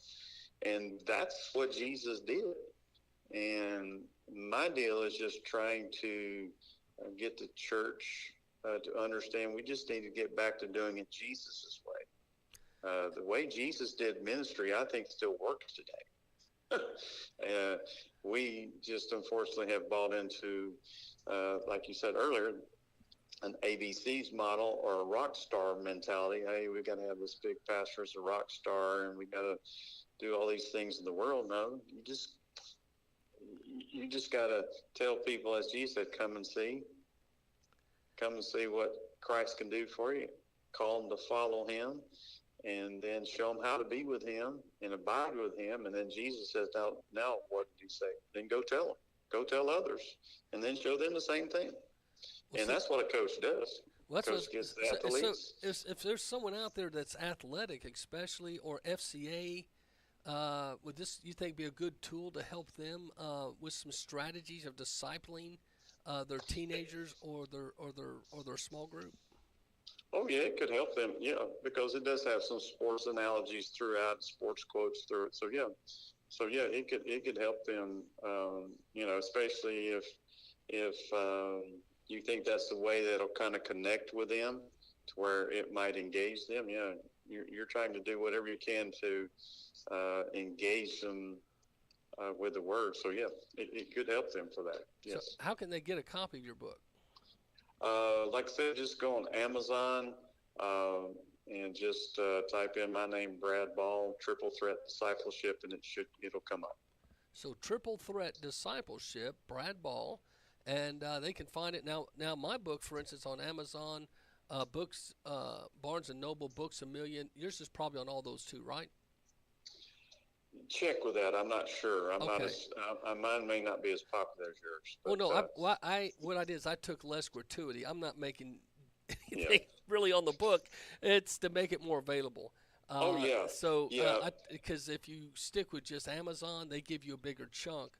But I said no. I wanted it because thrifty books, for instance, you can buy a book 10-20% cheaper. Yes. Thrifty books.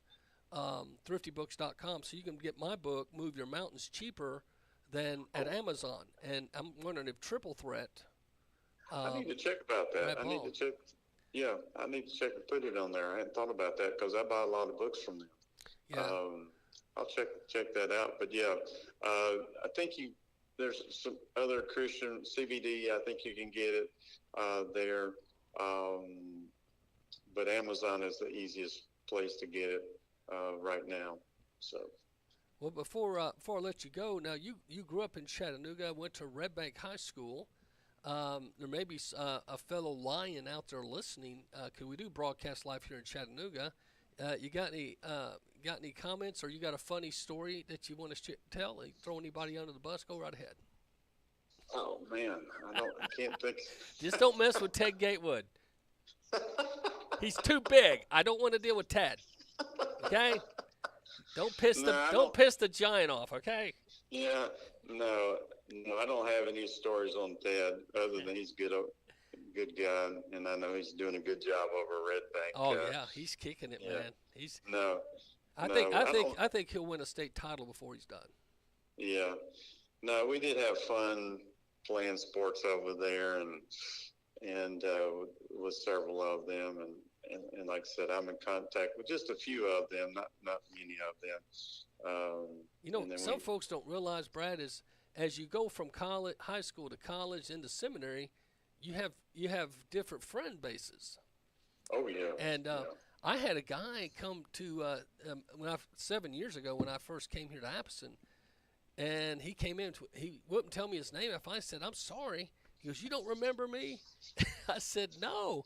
He goes, "You were a snob in high school. You're a snob now." I said, "What?" And I said, "Dude, it's been 30 years."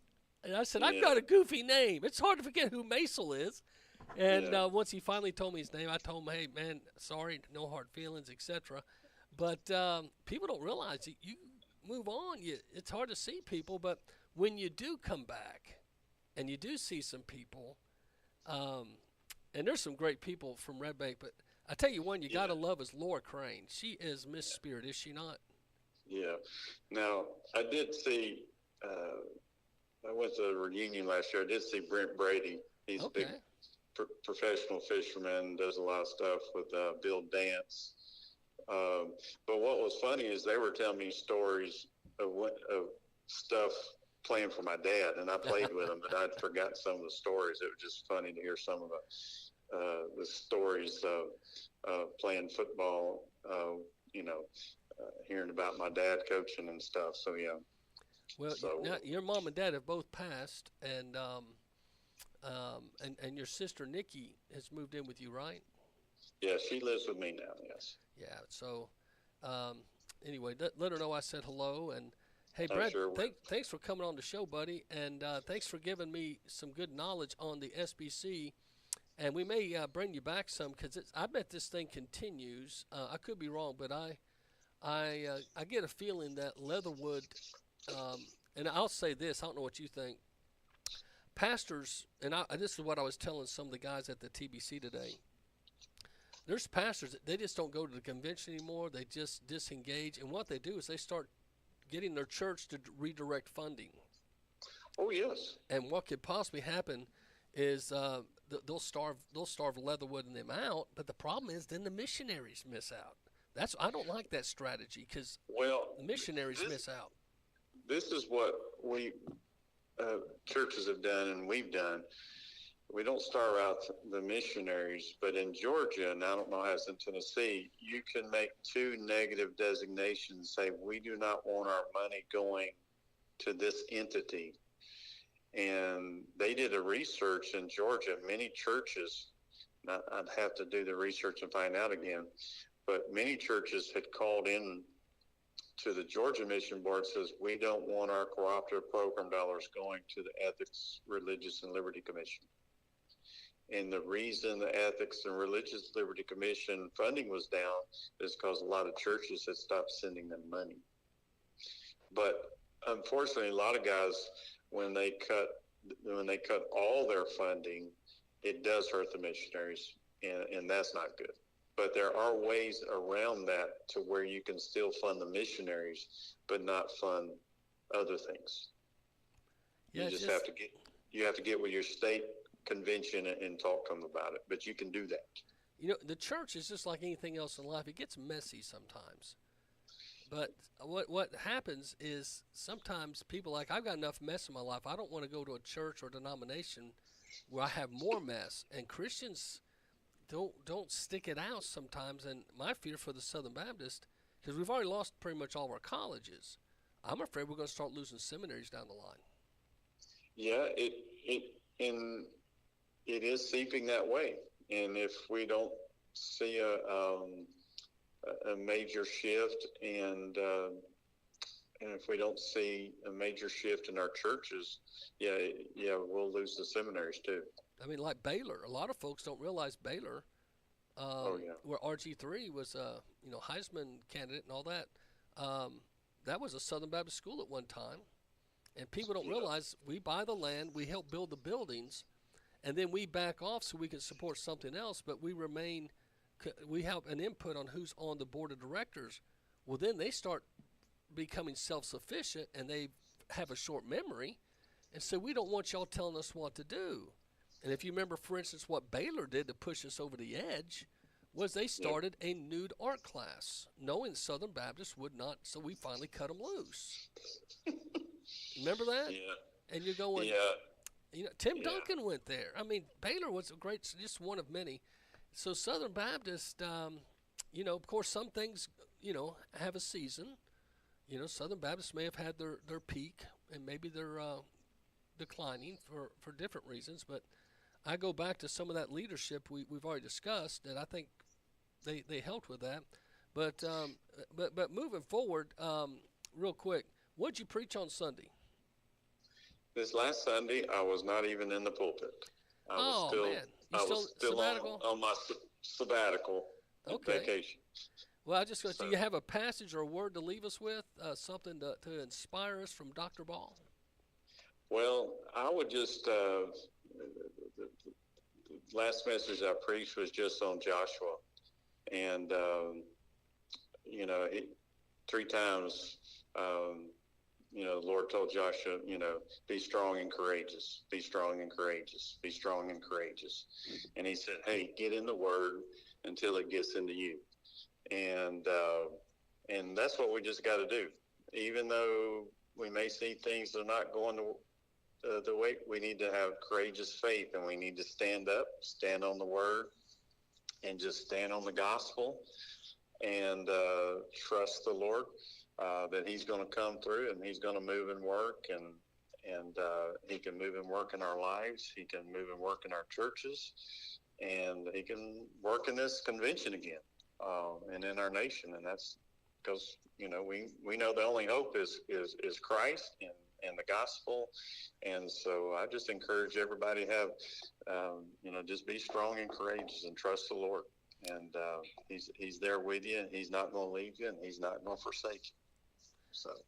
Well, Brad, thanks for calling in, my friend, and tell your family hello, and we'll talk to you soon, my friend.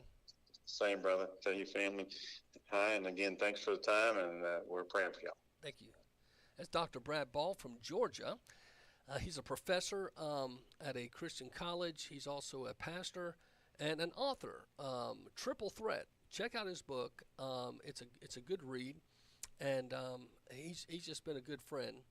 And he helps explain to me when I want to know Southern Baptist, I go to Dr. Brad because he pays more attention to the details, I guess, than I do. And the Georgia Baptist Convention, much like the Tennessee Baptist Convention, are 2 of the strongest, I believe, in the whole Southern Baptist Convention, along with Texas and Alabama, of course. Those are the 4 probably strongest state conventions. And so anyway, so to wrap it up real quick, if you are Southern Baptist or you heard that name and it's floating, it's not that the Southern Baptists are completely inept and on fire in a total destructive way, but there has been a shrinkage, there has been problems, and we've had leaders that for some reason thought it was their need to bring up racial and issues from way in the past to it's like just trying to get things going just because confusion, and that's the author of confusion is the devil. That's not a Christ, and I hope that the days will come back when Southern Baptist are the leaders once again in evangelical views and etc. But I'd read to you what the Christianity Today post was, but that real quick, there was this article here that pretty much sums up it's the Tennessean. The SBC's public policy arm rescinds removal of president. Chair steps down amid controversy. And it says just basically, in a tense statement on Monday night, the Southern Baptist Convention public policy announced a sudden surprising personnel change. Brent Leatherwood, the Ethics and Religious Commission's president, had been removed from the position, an essential firing that came less than 24 hours after he made statements applauding President Joe Biden's decision not to seek re-election. By Tuesday morning, everything had changed, and so Leatherwood wasn't going anywhere. The ERC's committee said, retracting its statement, that the president had been removed. There was no authorized meeting, vote, or action taken in Leatherwood's now invalidated ouster.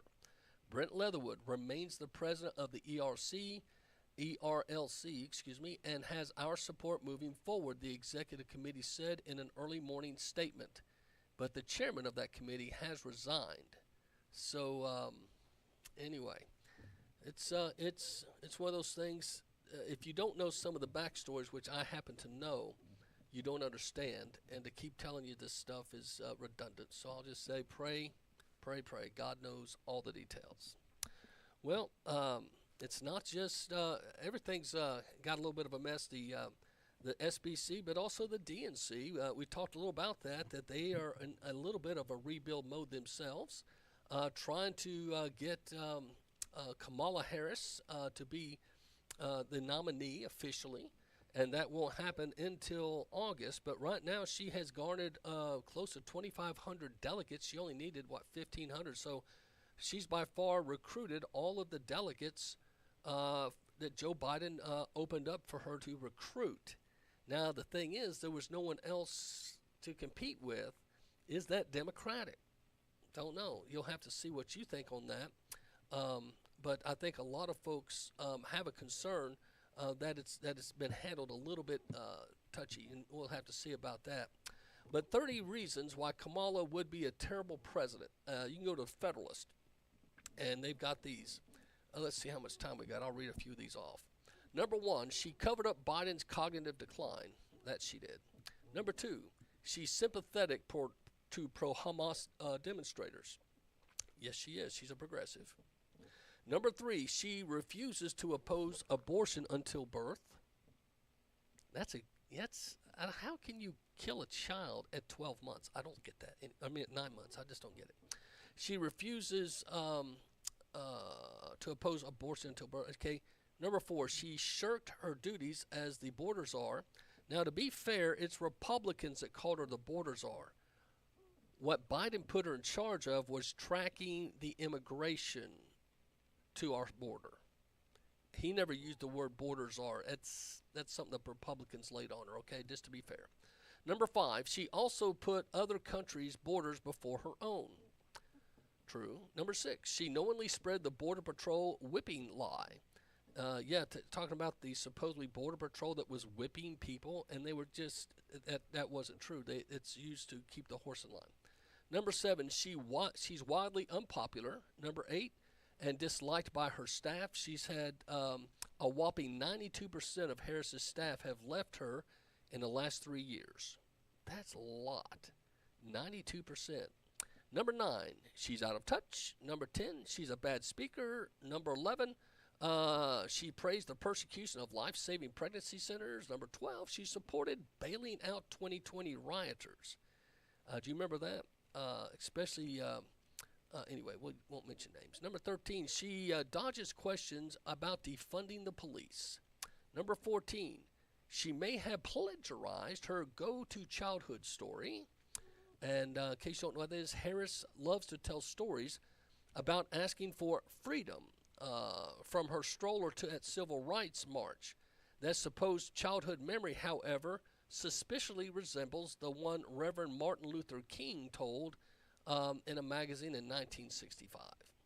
Number 15, she supports race-based wealth redistribution. Number 16, she's a gun grabber. Number 17, she wants to raise taxes. 18, she wants to ban fracking. 19, she voted against protection for born live babies. Number 20, she wants to strip Americans of their health insurance. Well, that's the top 20 there of the 30. You can go to the Federalist if you want to go and read those, and they give a little bit more explanation about that. Before we go to the break, Marine vet Zach Reel is ordered to pay back nearly $100,000 of military benefits while serving a 15-year prison sentence. What was his crime? January 6th. He's a political prisoner, and his wife is now with children.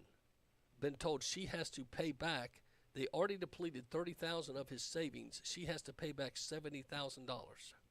So not only is he spending 15 years in prison for being at January 6th, they're taking all of his military benefits. They deranked him so he will not get any retirement. My friends, I think that's too far. I think that's way too far.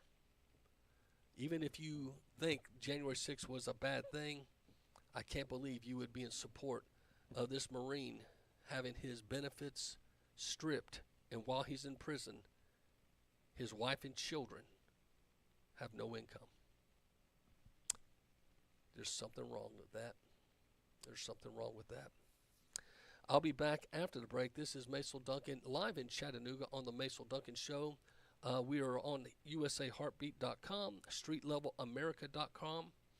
We're also on the MacilDuncanRadio.com and the SGM Alabama, the Freedom Network in New Jersey, as well as a host of other places. So thank you so much for listening and telling your friends. I'll be back.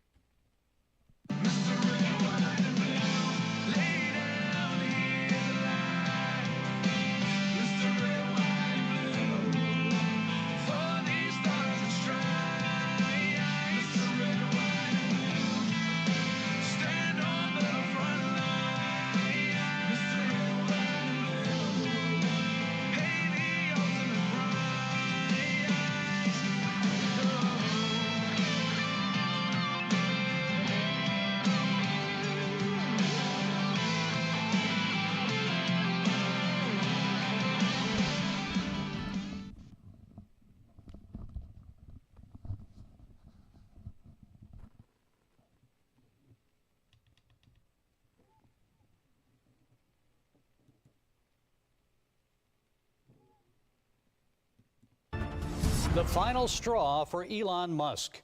California Governor Gavin Newsom just signed a law removing parental rights from schools. And now Musk says he's moving SpaceX headquarters to Texas, quote, because of this law and the many others that preceded it, attacking both families and companies. The law signed by Newsom prevents schools from notifying parents of students who use different pronouns or identify as a different gender than what is listed in school enrollment records. They called it the Safety Act, but instead they should call it the Preventing Parental Rights Act. 1 month ago, when the bill passed the California State Senate, Senator Jim Patterson explained why he opposed it. I have never seen an effort to damage the relationship between children and their parents like this one. Folks, we need to put a stop to laws like this. Parents, not the government, have God-given authority over their children. The only time the state should get involved is if a child is in danger or knowingly abused. The new law is another example of California rushing down the slippery slope of woke destruction. President Biden over the weekend endorsed Vice President Kamala Harris to replace him as the Democratic Party's 2024 nominee. Now, should Harris lock down the nomination at the Democratic National Convention next month, who will be her running mate? Several names have been floated, and here are some of them. First-term Pennsylvania Governor Josh Shapiro. He quickly threw his support behind Harris Sunday after Biden's announcement saying, "The road to victory in November runs right through Pennsylvania, where this collective work began.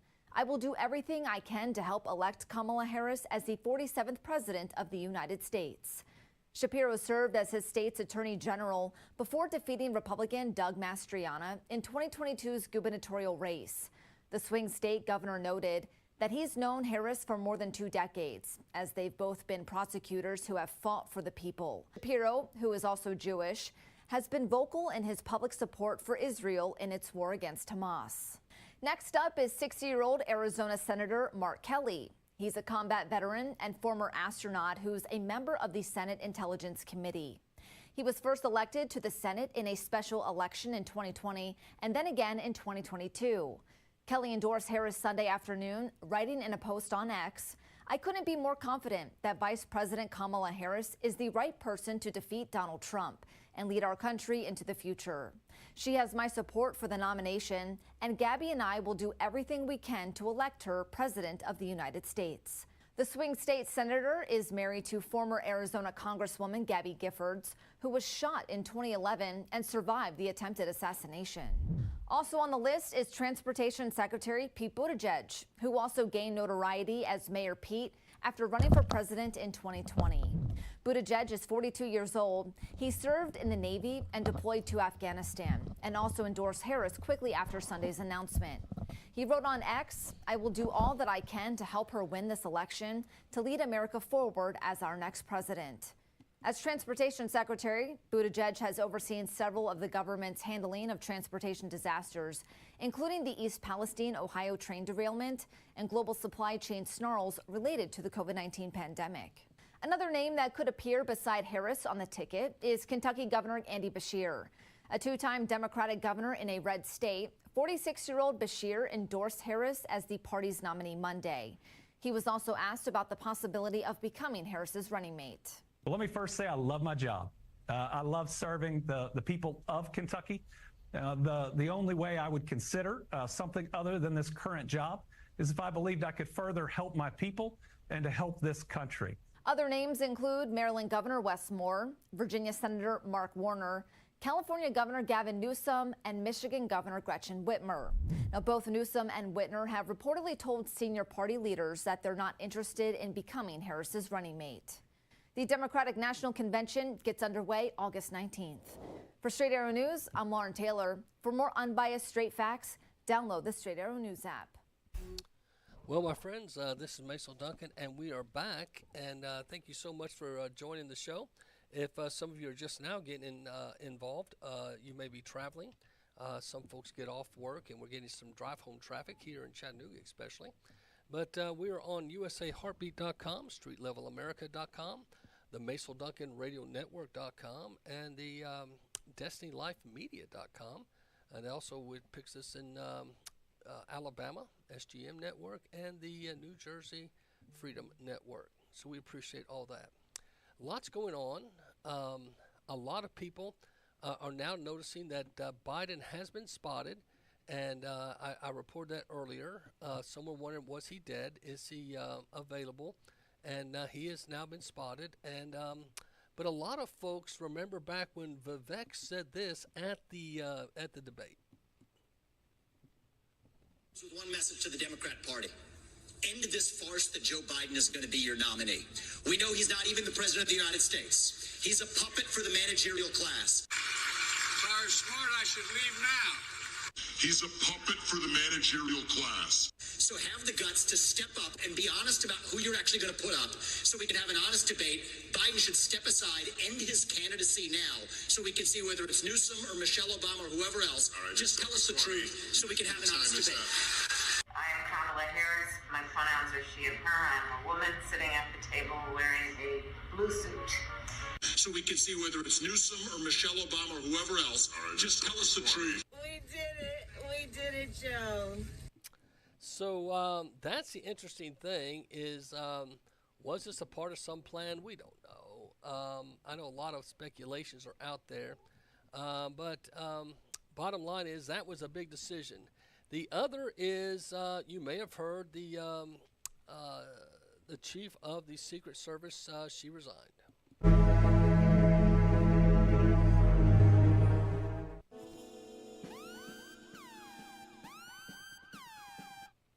Pursuant to Committee Rule 9G, the witness will please stand and raise her right hand. Do you solemnly swear or affirm that the testimony that you are about to give is the truth, the whole truth, and nothing but the truth, so help you God? Kim Cheadle, Secret Service Director, hired by Joe Biden. Previously employed by Pepsi as security for brands like Doritos and Cheetos. So you said, do you remember in an ABC interview you did that you didn't have people on the roof of the AGR building because you were worried about safety because of the slope? I recall that statement. Okay. Not that steep at all. We just had a 70-year-old man back here climb up on the roof easily. That building in particular has a sloped roof at its highest point. And so, you know, there's a safety factor that would be considered there, that we wouldn't want to put somebody up on a sloped roof. and she lied. So here's this thing with the slopes. You go all the way up to like 1812, you can go to a 112, which is about as flat as you can get without it being completely flat. And you're saying that there was a danger, safety concern there, but the problem is, Director, you put your counter snipers on a 312 roof, which is steeper than the 112. And by the way, the 112 is ADA compliant. You can build a ramp for a wheelchair on a 112 roof. Think about that. I have never had any long gun training in my life. I own an AR-15, and last time I shot it one time my whole life. It was 6 years ago. That is until Saturday, where we recreated the events in Savoy, Texas. We recreated what happened in Butler. I was lying prone on a sloped roof at 130 yards at 6:30 at night. And I knew that he had a scope. I didn't know what kind, red dot or magnified. So I shot 8 rounds from both. You know what the result was? 15 out of 16 kill shots. And the one I missed would have hit the president's ear. That's a 94% success rate. And that shooter was a better shot than me. It is a miracle President Trump wasn't killed. Corey Comparatore's life is over because that damn shooter made it on the roof. And it wasn't the roof that was dangerous. It was the nut job on top of the roof. You know what else is dangerous? I believe your horrifying ineptitude and your lack of skilled leadership is a disgrace. Your obfuscating today is shameful. And you should be fired immediately and go back to Garden Doritos. Mr. Chairman, I yield back. Gonna cry? You suck. Anyway, that was a montage, and sure enough, she has resigned. She gave up the ghost earlier today. She realized, she just couldn't. I mean, Democrats and Republicans were calling for her resignation. This was the official. Secret Service Director Kimberly Cheadle has resigned. It's a major development in just 1 day since Cheadle's testimony on Capitol Hill, and 10 days since the event that sparked serious questions over the agency's operations, the assassination attempt on former President Donald Trump at a Pennsylvania rally. So she has resigned, and a lot of folks still talk about that bullet like it was like divine intervention. I don't know if you've been hearing that. This was some of the people at the convention, because you got to think about this. Now, I know there's some folks saying it was staged, and there's others that said they don't trust the government in any form or fashion. I understand all that. But when you go back and watch the reenactments, it's rather amazing that if he had not turned his head, he'd be dead. I mean, that's just a fact, Jack. Whether that makes you a happy person or not. But listen, this is Tim Scott and some others at the GOP convention talking about divine intervention. The devil came to Pennsylvania holding a rifle, but an American lion got back up on his feet and he roared!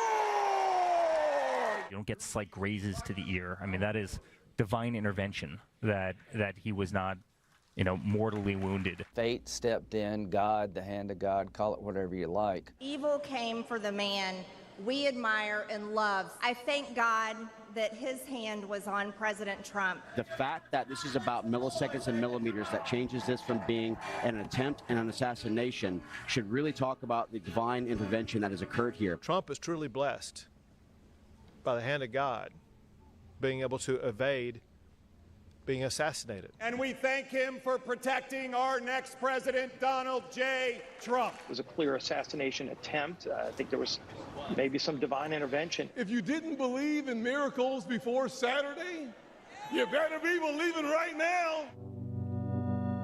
Holding a rifle. So that is amazing. So you had a lot of folks there from different parts of the spectrum.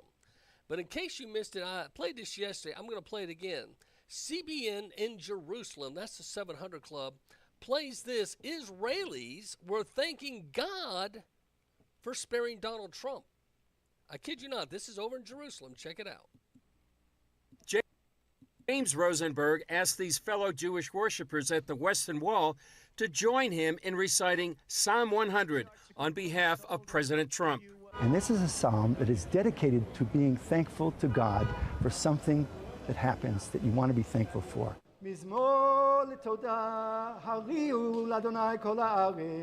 Rosenberg says what they did at the wall and what happened to President Trump transcended politics. The issue about what we said was there was a miracle. There was a miracle that happened, a big miracle. And Mr. Trump knows it, and his followers know it, and people all around him know that there was a miracle there. If that bullet had gone a quarter of a centimeter to the other side, he'd be gone, and he knows that. They recited the psalm on behalf of the former president. So the way we look at things, when a person has a miracle, they have to be thankful. And I, in my saying that chapter of the Psalms, was acting on behalf of Mr. Trump, because he has an obligation to be thankful and to say it at the most important place in the world, which is right over there. Rosenberg says miracles like what happened in Butler, Pennsylvania, affect the nations and Israel. Once we recognize that something's a miracle, we recognize that for the nation of Israel, miracles are our family business. So that's one group over in Israel, a bunch of men, and Trump rushed off stage and then stand tall after the incident. This is a prayer song written for Donald Trump. We'll take it to the break. Out on the road, under the wide open sky, a leader stood strong, never asking why. Through the trials and the storms, he stood tall, even when the darkness tried to make him fall. A bullet came his way, but he didn't go down. With a fist in the air, he turned it around. So we pray for Trump, with hearts so true, for the man who stands for the red, white, and blue. Through the pain and the fight, he never lost sight. We lift him up day and night. In the heat of the battle, with courage so grand, he thanked law enforcement for lending a hand. Through the chaos and the noise, he found his way.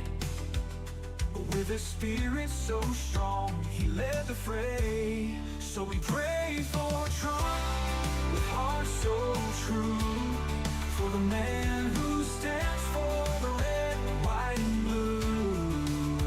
Through the pain and the fight, he never lost sight. We lift him up day and night.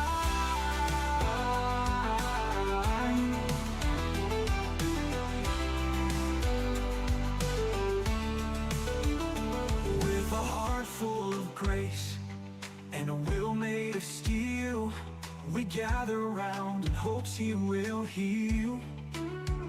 For the leader we trust and the path he paves, we stand united no matter the waves. So here's to Trump with our prayers and love. May he find strength from the Lord above. With gratitude and hope, we raise our voice for the man who leads us in freedom's shores.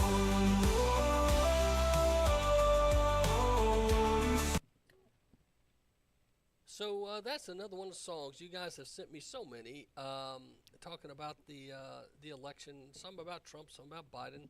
But anyway, we're about to go to a commercial break here. I got some news for you, and I'll be back.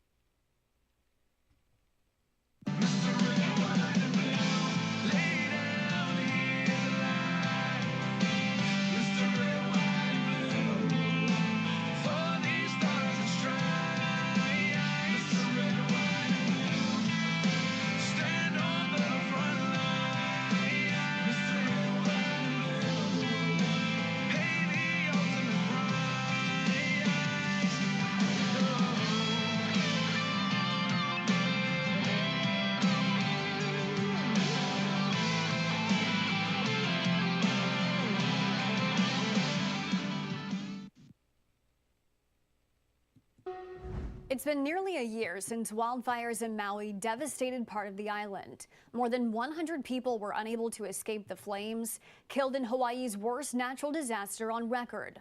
More than 2,000 structures were destroyed in the wildfires caused by drought conditions, high winds, and downed power lines. Thousands of residents sued the island's utility provider, Hawaiian Electric, and a proposed settlement agreement would have Hawaiian Electric, along with other companies, pay out a total of $4 billion to settle up with impacted families. While that deal still needs final approval, some residents aren't very happy about it.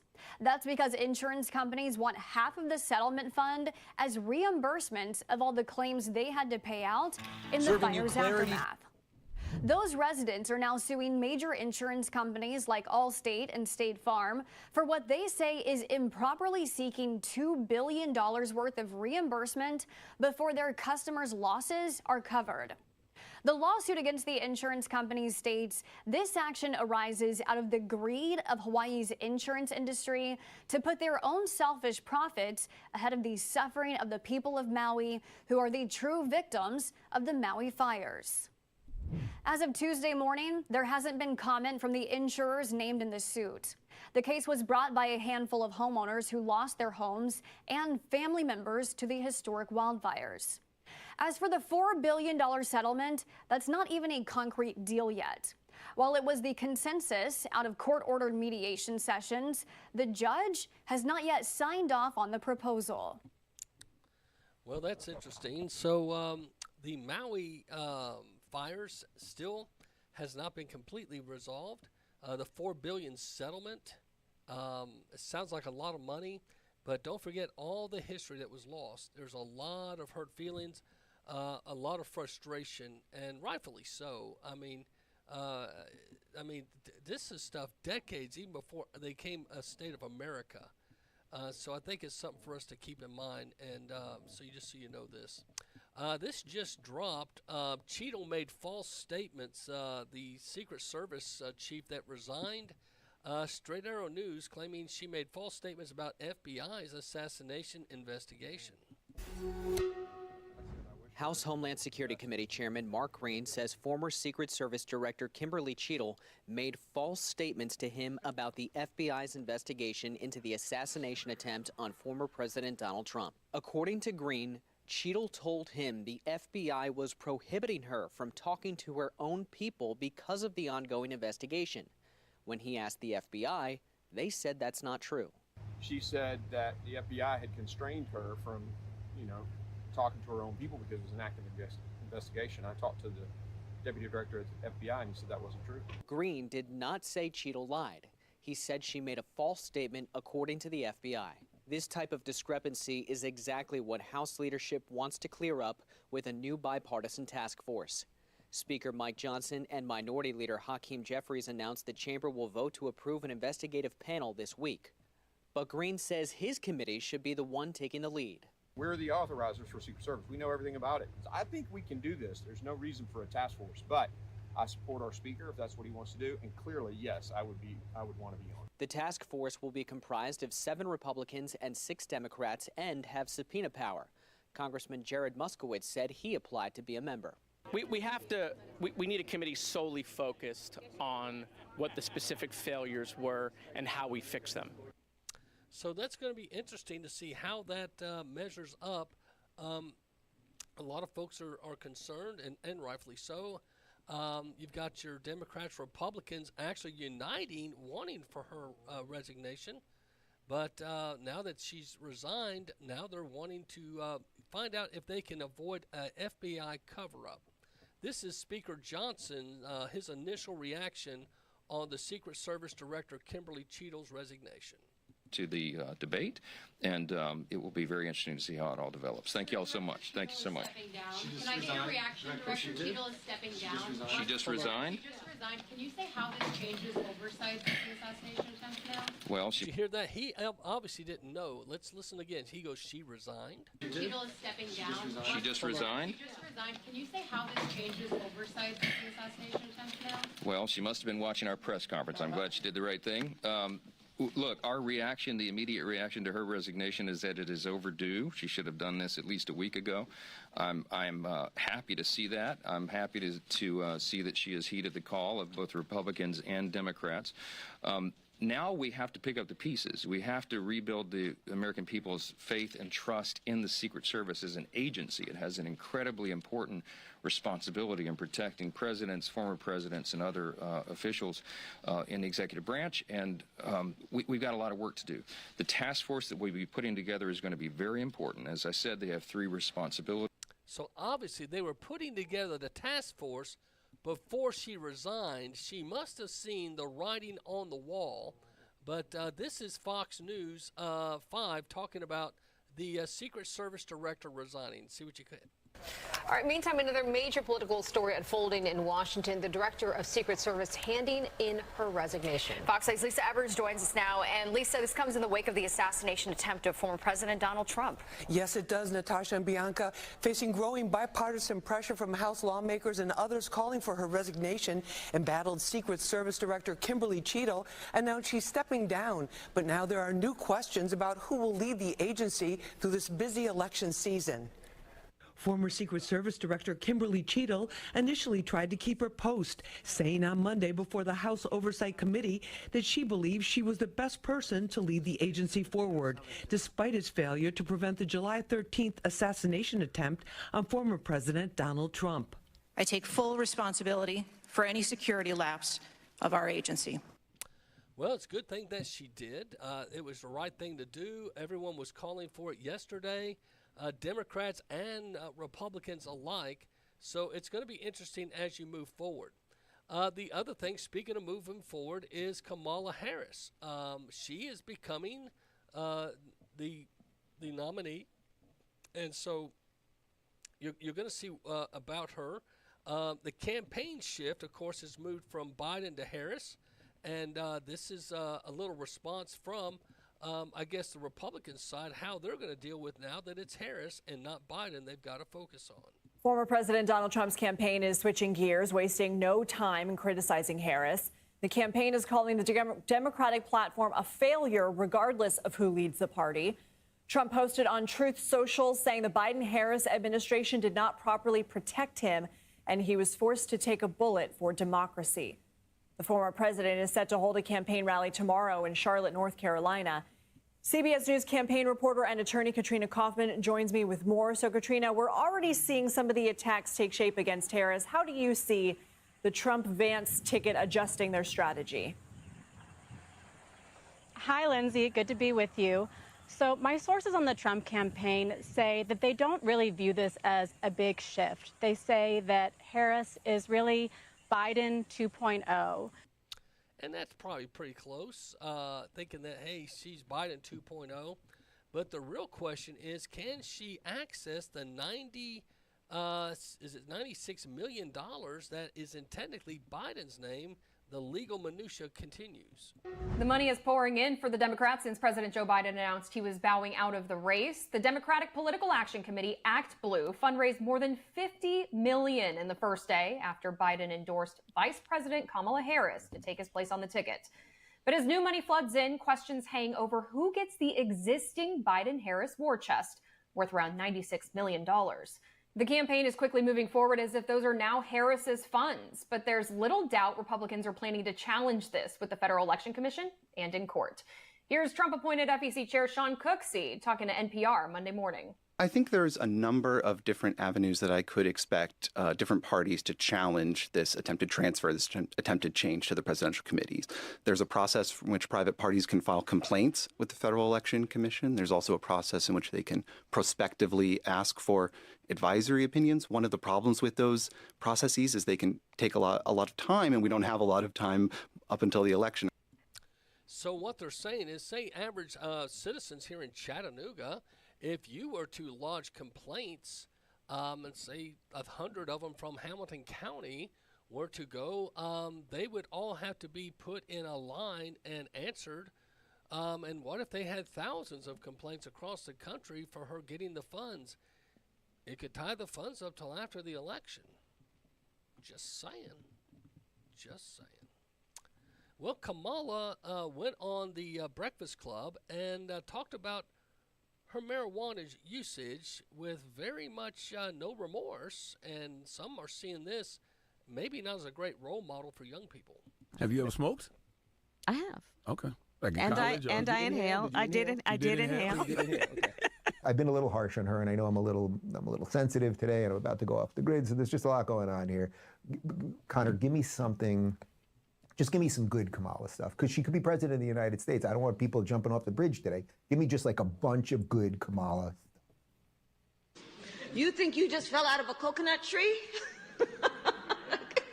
You exist in the context of all in which you live and what came before you. I can imagine what can be and be unburdened by what has been, you know?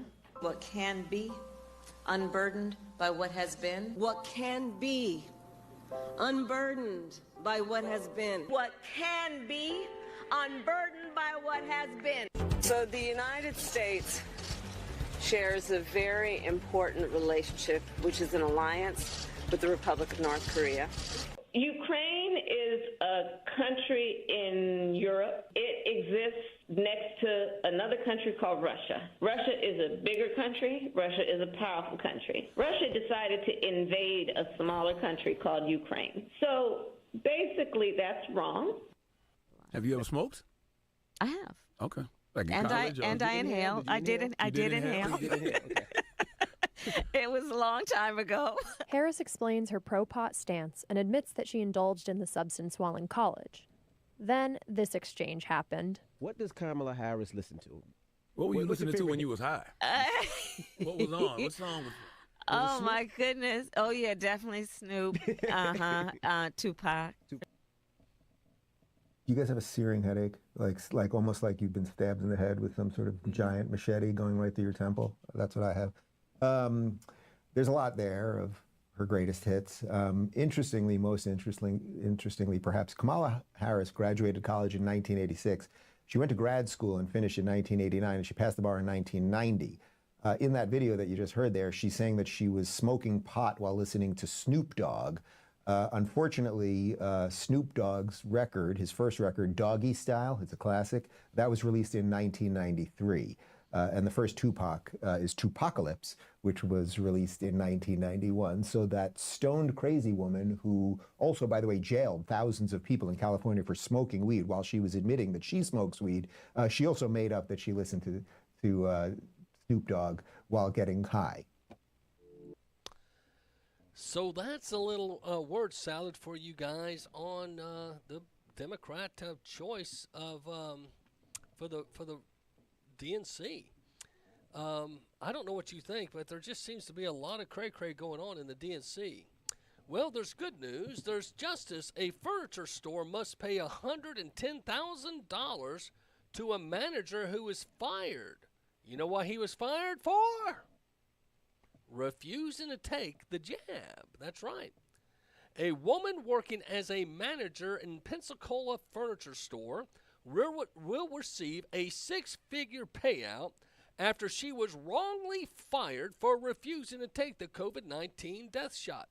According to federal court records obtained by the Pensacola News Journal, the unidentified woman will receive $110,000 after she was dismissed by Hank's Fine Furniture and refusing to take the vaccine on account of her religious beliefs. That's one of many, my friends. If you were fired for not taking the jab and you were told your religious beliefs were not valid, you might want to look up this case, get your lawyer, and get you some money. But this was the Pensacola News. You can go look it up. And it was the Hank's Furniture, and this is interesting. But let me tell you what, HF will reasonably accommodate employee and prospective employee religious beliefs during all hiring, discipline, and promotion activities, as well as when engaging in an activity affecting any other terms and conditions of employment, according to the requirements of Title VII of the Civil Rights Act of 1964, Judge M. Casey Rogers. Way to go, Idaho. I like it. I hope more folks will do that and send it back to the Big Pharma. And someone who's against Big Pharma, of course, as you know, is Robert F. Kennedy. And he had this to say about the Democrats and the process they're going through because they rejected him to accept her. Product of the corporate control of our democracy. A guy by the name of Kennedy, Robert F. Kennedy Jr., was running as a Democrat. And you all know I've said it a million times. I said the day he announced that he would not be a Republican by the end, but he certainly would not be a Democrat. And that is what happened. They kicked him out of the party. He realized how corrupt they are. And just imagine right now, if the Democrats were running RFK versus Trump, you got a real election. There's a real battle of ideas there. There's two competent people and everything else, but they kicked him to the curb. Here's his response to what just transpired over the weekend.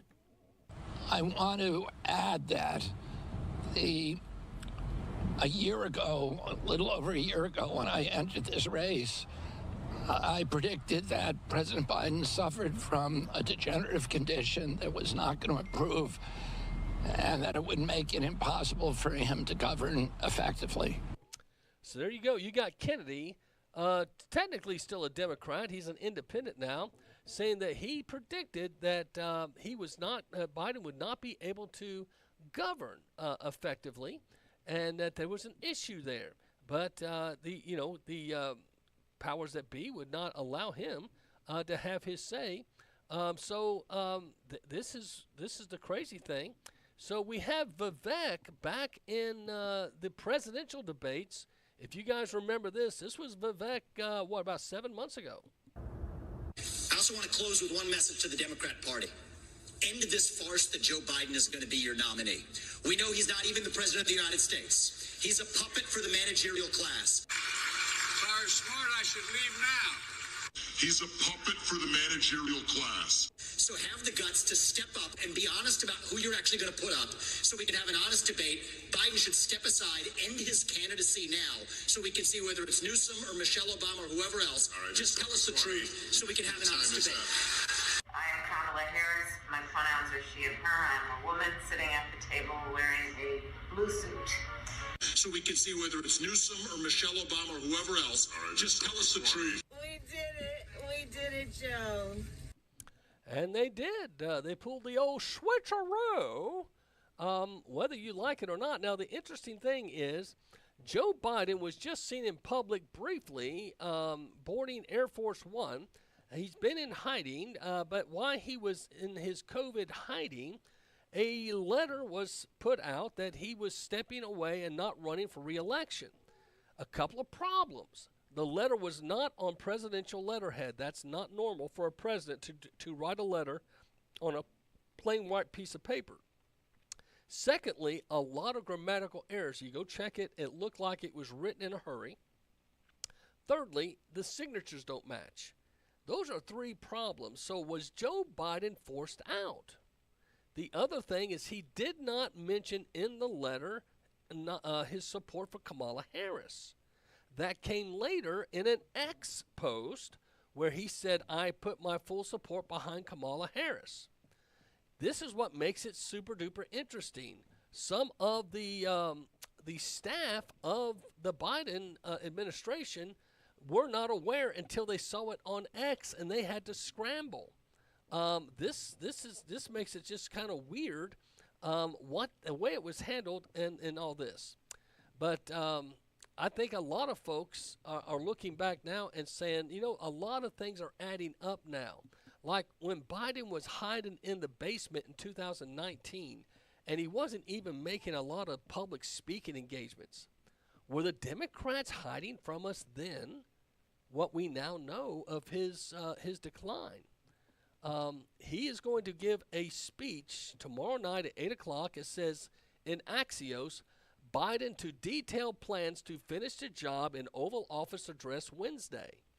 President Biden announced Tuesday he will give his first nationwide address after bowing out of the presidential race Wednesday evening from the Oval Office. Why it matters?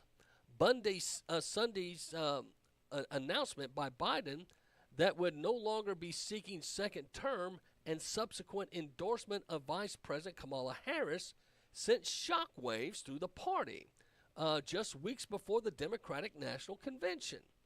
In his first public remarks since the suspension of his reelection campaign, Biden characterized his decision as the right thing to do in a call with campaign workers in Wilmington, Delaware, just before Harris was set to visit with them. So a lot of folks have a lot of questions, and they're thinking tomorrow night. Problem is, they teasingly said that Joe goes to bed at 8. They try to keep his workday between 10 a.m. and 8 p.m. He schedules to speak at 8, so we'll see what happens. But Biden's test negative for COVID reportedly returned to the White House on Tuesday. Here's another take of this.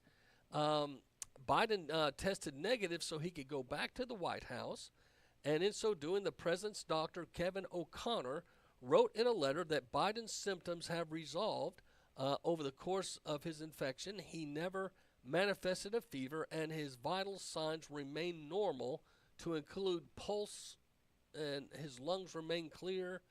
Given a lot of detail about his health. Is that because people were saying they thought he was dead? But here's what's interesting. The White House statement on President Biden testing positive for COVID, it has presidential letterhead. It says from the White House. The letter that you've seen online that Joe Biden supposedly wrote looks like it was written just on a piece of white paper. Very interesting. Maybe he'll address that. I don't know. Don't know. Pelosi said, if you remember last week, Joe, you can do this the easy way or the hard way. What did she mean by that? Don't forget Pelosi's father was the mayor of Baltimore and had ties to the mob. And that family is known for having muscle, if you know what I mean, in places where you might need it. But anyway, Joe Biden, who's been missing in action, releases a statement, believe it or not, praising Director Cheadle following her resignation and stonewalling attempt because she was a dismal failure. Amid mounting demands for proof of life and raising speculations about his public absence, Joe Biden has broken his silence. This comes following the resignation of Secret Service DEI Director Kim Cheadle this morning. Instead of criticizing Cheadle for her colossal failure as the Secret Service director, Biden's letter offered a more praise of Cheadle than condolences for the victim. He said this, Jill and I are grateful for Director Kim Cheadle for her decades of public service. Okay. She has relentlessly dedicated and risked her life to protect our nation throughout her career in the United States service. We specifically thank her for answering the call to lead the Secret Service during our administration, and we are grateful for her service to our family. Well, that's Joe Biden's take on the disgraced Cheadle. Well, developing, Joe Biden abruptly cancels 9 trips during his extended COVID isolation. And people were wondering because when that letter went out that he was not going to run for re-election, his whole calendar on the internet was wiped clean. So, again, some folks were then speculating he had passed away or he had a major crisis health-wise, don't know. But his 9 trips abroad have been canceled. So, interesting. Did you know this will be the first election since 1976 without a Bush, Clinton, or Biden on the ballot? Isn't that interesting? USA Today reports the stage is set for the first White House race since 1976 without a Bush, Clinton, or Biden on the ballot. I thought that was pretty interesting. And I think as people move forward, whether you like Kamala Harris or not, or you like the process, it's kind of nice to have someone new in the Democratic leadership. Now, she's very far left, so that's something to keep in mind. Those of you guys that may be thinking that you have someone new, but I don't know. It's just one of those things you just have to wait and see. Did you know the GOP convention is final night's viewership beat 2020, which was huge. Fox News crushes it. They had more viewers than CNN, MSNBC, and ABC combined.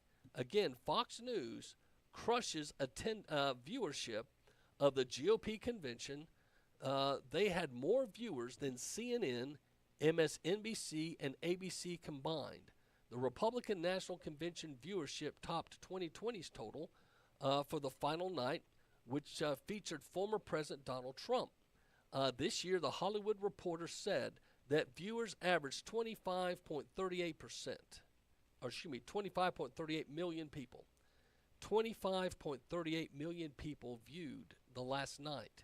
It said it peaked at the moment when he talked about being shot and he wouldn't tell the story again. So pretty powerful numbers there for the GOP convention. And I think a lot of folks are probably looking at it and saying, wow, that was pretty amazing. And how in the world did Donald Trump survive that? That's still, to me, a miracle. I know people have different views on it, but I still see it as something pretty amazing. And how in the world did he keep from being killed? This was Tim Scott and some others thinking that this was a miracle. The devil came to Pennsylvania holding a rifle, but an American lion got back up on his feet and he roared! You don't get slight grazes to the ear. I mean, that is divine intervention that he was not, mortally wounded. Fate stepped in, God, the hand of God, call it whatever you like. Evil came for the man we admire and love. I thank God that his hand was on President Trump. The fact that this is about milliseconds and millimeters that changes this from being an attempt and an assassination should really talk about the divine intervention that has occurred here. Trump is truly blessed by the hand of God being able to evade being assassinated. And we thank him for protecting our next president, Donald J. Trump. It was a clear assassination attempt. I think there was maybe some divine intervention. And I think a lot of folks see that now more than ever as you go back and just look at the replays. But what a lot of folks, when it boils down to the upcoming election, it's border security and the economy. 39% of Americans worry about paying their bills. Check this out. Unemployment is low and inflation is cooling, but the high cost of living in parts of the country is stressing out many workers. A new poll finds nearly 40% of Americans worry most or all the time that their family income won't be enough to meet expectations. That's up from 28% who expressed those same concerns in December 2021. To cope, significant numbers of Americans said they are adding side jobs, cutting down on driving and putting more expenses on credit cards. Things may soon be looking up for Americans interested in buying a new home. A recent report found that nearly 1 in 4 home sellers offered price cuts in June. That's the highest level for that month since 2018. Another issue with home buying has been inventory. Homes are sitting on the market for an average of 15 days, which is 4 days longer than last year, if you can believe that. The average rate for a 30-year fixed-rate mortgage fell this week to its lowest level since mid-March. Google says it will no longer stick to its plan to get rid of cookies on Chrome. The tech company says it would start removing cookies back in 2020 and fully phase them out by 2022. After years of delays, digital advertising companies expressed opposition and suggested replacement methods. Google says it will allow users to make informed choices on web browsing. U.S. auto safety regulators are investigating complaints involving some Ram pickup trucks and Jeep Wagoneer SUVs. Owners say the vehicles can unexpectedly shut off, shift into park, and turn on the emergency brake. The review covers around 150,000 vehicles, model year 2022, made by Stellantis. Each has the same hybrid system, which is responsible for the vehicle's ability to shut off on its own. That's the scare of EVs, if you will, independence from the driver. Also there's people that can possibly turn the vehicle off. They say it's a safety feature in case someone steals your car and they're in hot pursuit. But what if you become a bad boy or bad girl on social media? You say something that they don't like. They can shut you down. They can shut bank accounts down. They can turn the power grid off your house and even maybe make your car to where it can't go where it needs to go. Lots of concerns. I think a lot of people moving into the future, but God's in control. But is the economy not the only thing that concerns us? A lot of folks are concerned about the border, and this is the big thing. There's a new caravan headed to America. Reuters is reporting roughly 3,000 migrants from nearly a dozen Latin American countries are trekking toward the U.S. southern border, spurred by concerns over potential policy changes should former President Donald Trump win the upcoming presidential election. Migrants set out from Ciudad Hidalgo, near Mexico's southern border, reportedly intending to seek asylum in the U.S. before any new immigration policies are imposed to tighten the border. The caravan's journey is driven by fears that a potential future Trump administration could reimpose stringent border policies. So somehow, some way, they're getting the message that Trump may win the election, sounds like. Right now, they're trying. They were saying that Trump was up, but now there's three very liberal polls trying to say that Kamala Harris is ahead of Trump. Now, if you believe that, I've got some oceanfront property right here behind my office here in Appleton. I'll be glad to sell you for a great price.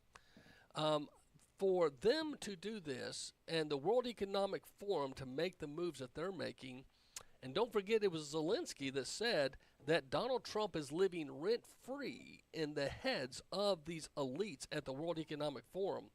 There is a fear of him winning. If it's a fair election, I don't think any of them can beat him. But don't forget, they have a way of cheating. So I think a lot of folks are concerned with the upcoming election. And the other thing, House Republicans would like to talk to CrowdStrike. Again, I mentioned this to you. I find it very interesting that a young fella was a sniper on Saturday before the GOP convention. And this young boy was able to get a bicycle, a backpack, a ladder, and a sniper's rifle around all that security and get 8 shots off at the president.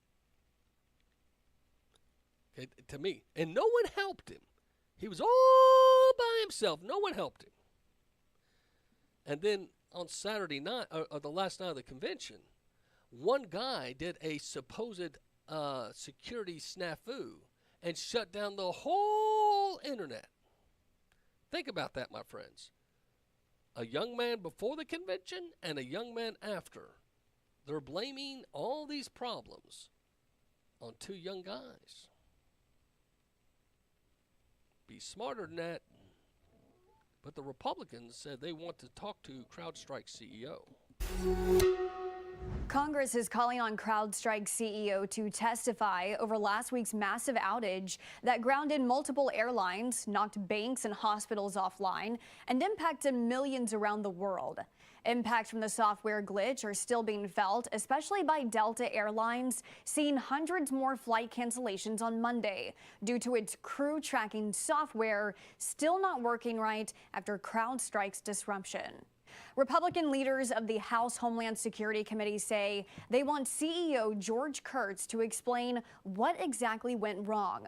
So far, all we know is a glitched update to CrowdStrike's security software caused computers powered by Microsoft Windows to crash.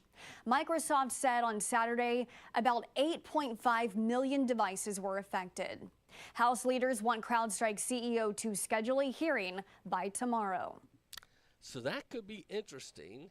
Now, don't forget, CrowdStrike was mentioned in the phone call with Donald Trump and Zelensky back in 2016-17. So CrowdStrike has been an interesting thing. Do you a deep dive on them, and it might interest you in what you find. Now, Jon Stewart, the comedian, calls on Biden administration to help vets sickened by uranium exposure. Comedian Jon Stewart is pushing the Biden administration to fix a loophole in a veterans aid bill, which left out some U.S. troops who responded overseas after 9/11 and then got sick. Special operations forces were deployed to Uzbekistan just a few weeks after the September 11, 2001 attacks to a base known as K2. K2 was formerly a Soviet air base, which had been used for chemical weapons processing and was left littered with Soviet debris, including highly radioactive uranium powder. Since then, thousands of U.S. military veterans who served at K2 have reported complex medical conditions, which are known to be linked to radiation exposure. In 2022, President Joe Biden signed a massive veterans aid bill known as the PACT Act. And while it does address many of the health issues plaguing K2 veterans, it does not include coverage for radiation exposure. K2 veterans have been asking the Department of Veterans Affairs for help for years, but the agency says it's still working with the Pentagon and studying the issue to determine whether to add radiation exposure coverage. In an interview with the Associated Press, Stewart explained it like this. Imagine you're stationed inside the meth lab of Breaking Bad. These guys were exposed to a toxic soup of basically an exploded chemicals and nuclear weapon facility. Stewart, most famously known for his work on The Daily Show, has long advocated for firefighters and emergency personnel who responded to 9/11, as well as Iraq and Afghanistan veterans who came home with cancers or other serious illnesses after exposures to toxins while deployed. So Jon Stewart, the comedian, as you guys know, like so many others, tend to have a soft spot, and his happens to be for veterans. So pastor salute to you, Jon Stewart. I don't always agree with your humor, but it's nice that people want to take care of the veterans, because that's something we try to do in our ministry here. We go downtown and help feed the veterans, and if you'd like to ever help us, you can give online at www.appisonbaptist.com. We give out food every Monday and on Friday. Mondays from 10 to 12, Fridays from 10 to 3. And we feed over 1,300 family units a month, one time. We don't count them multiple times. We just count them one. And it's over 3,000 people we feed. So we're very proud of that. So anyway, I found this was interesting. I'll play this on the way out. The Biden phone call into Harris event amid wacky claims he's dead.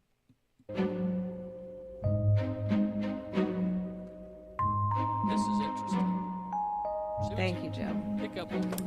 Thank you. And it is my great honor to have Joe's endorsement in this race.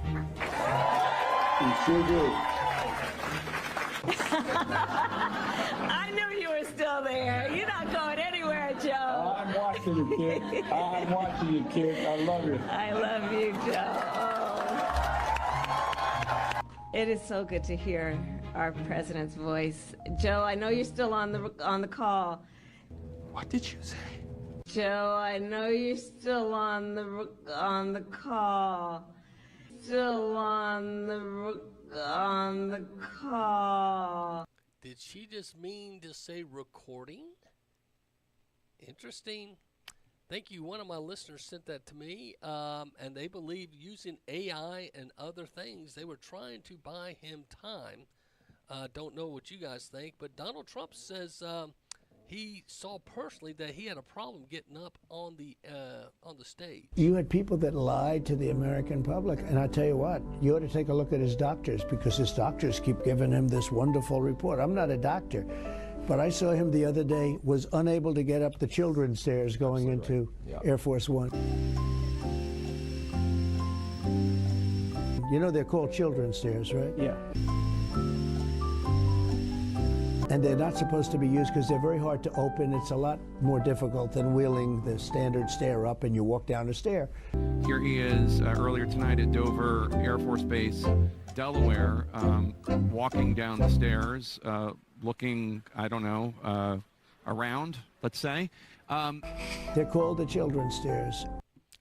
Yep, he couldn't make it up the children's stairs onto Air Force One. That's sad. Well, guys, this is the Patriot Pastor, Macil Duncan. I'll be signing out. And Did You Know is the new song I was sent this morning.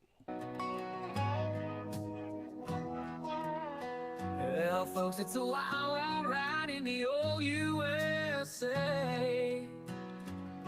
Biden tweeted out said he's stepping down, but we ain't seen him since, not in this town. Caught the COVID bug, then he disappeared. Now Kamala's running, and it's kinda weird. Did Biden know he dropped out? Is he aware he's not around? Kamala's in the spotlight now. What's the deal? What's going down? Did Biden know he dropped out?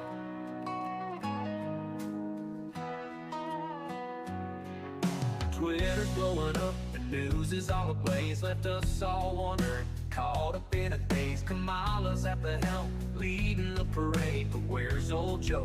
Has he just stayed? Did Biden know he dropped out? Is he aware he's not around? Kamala's in the spotlight now. What's the deal? What's going down? Did Biden know he dropped out? Is he aware he's not around? Kamala's in the spotlight now. What's the deal? What's going down? Did Biden know he dropped out?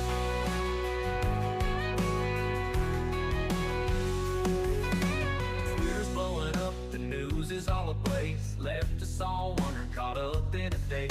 Kamala's at the helm, leading the parade, but where's old Joe? Has he just stayed? Did Biden know he dropped out? Is he aware he's not around? Kamala's in the spotlight now. What's the deal? What's going down? Did Biden know he dropped out? Is he aware he's not around? Kamala's in the spotlight now. What's the deal? What's going down? Did Biden know he dropped out? Interesting song. Did Biden know he dropped out? You guys, these are some crazy songs coming up. Well, I'll be back tomorrow. This is the Macil Duncan Show on the Destiny Life Media Network now, Street Level America, USA Heartbeat, Macil Duncan Radio, SGM Alabama, and the Freedom Network in New Jersey. God bless, Godspeed, my friends.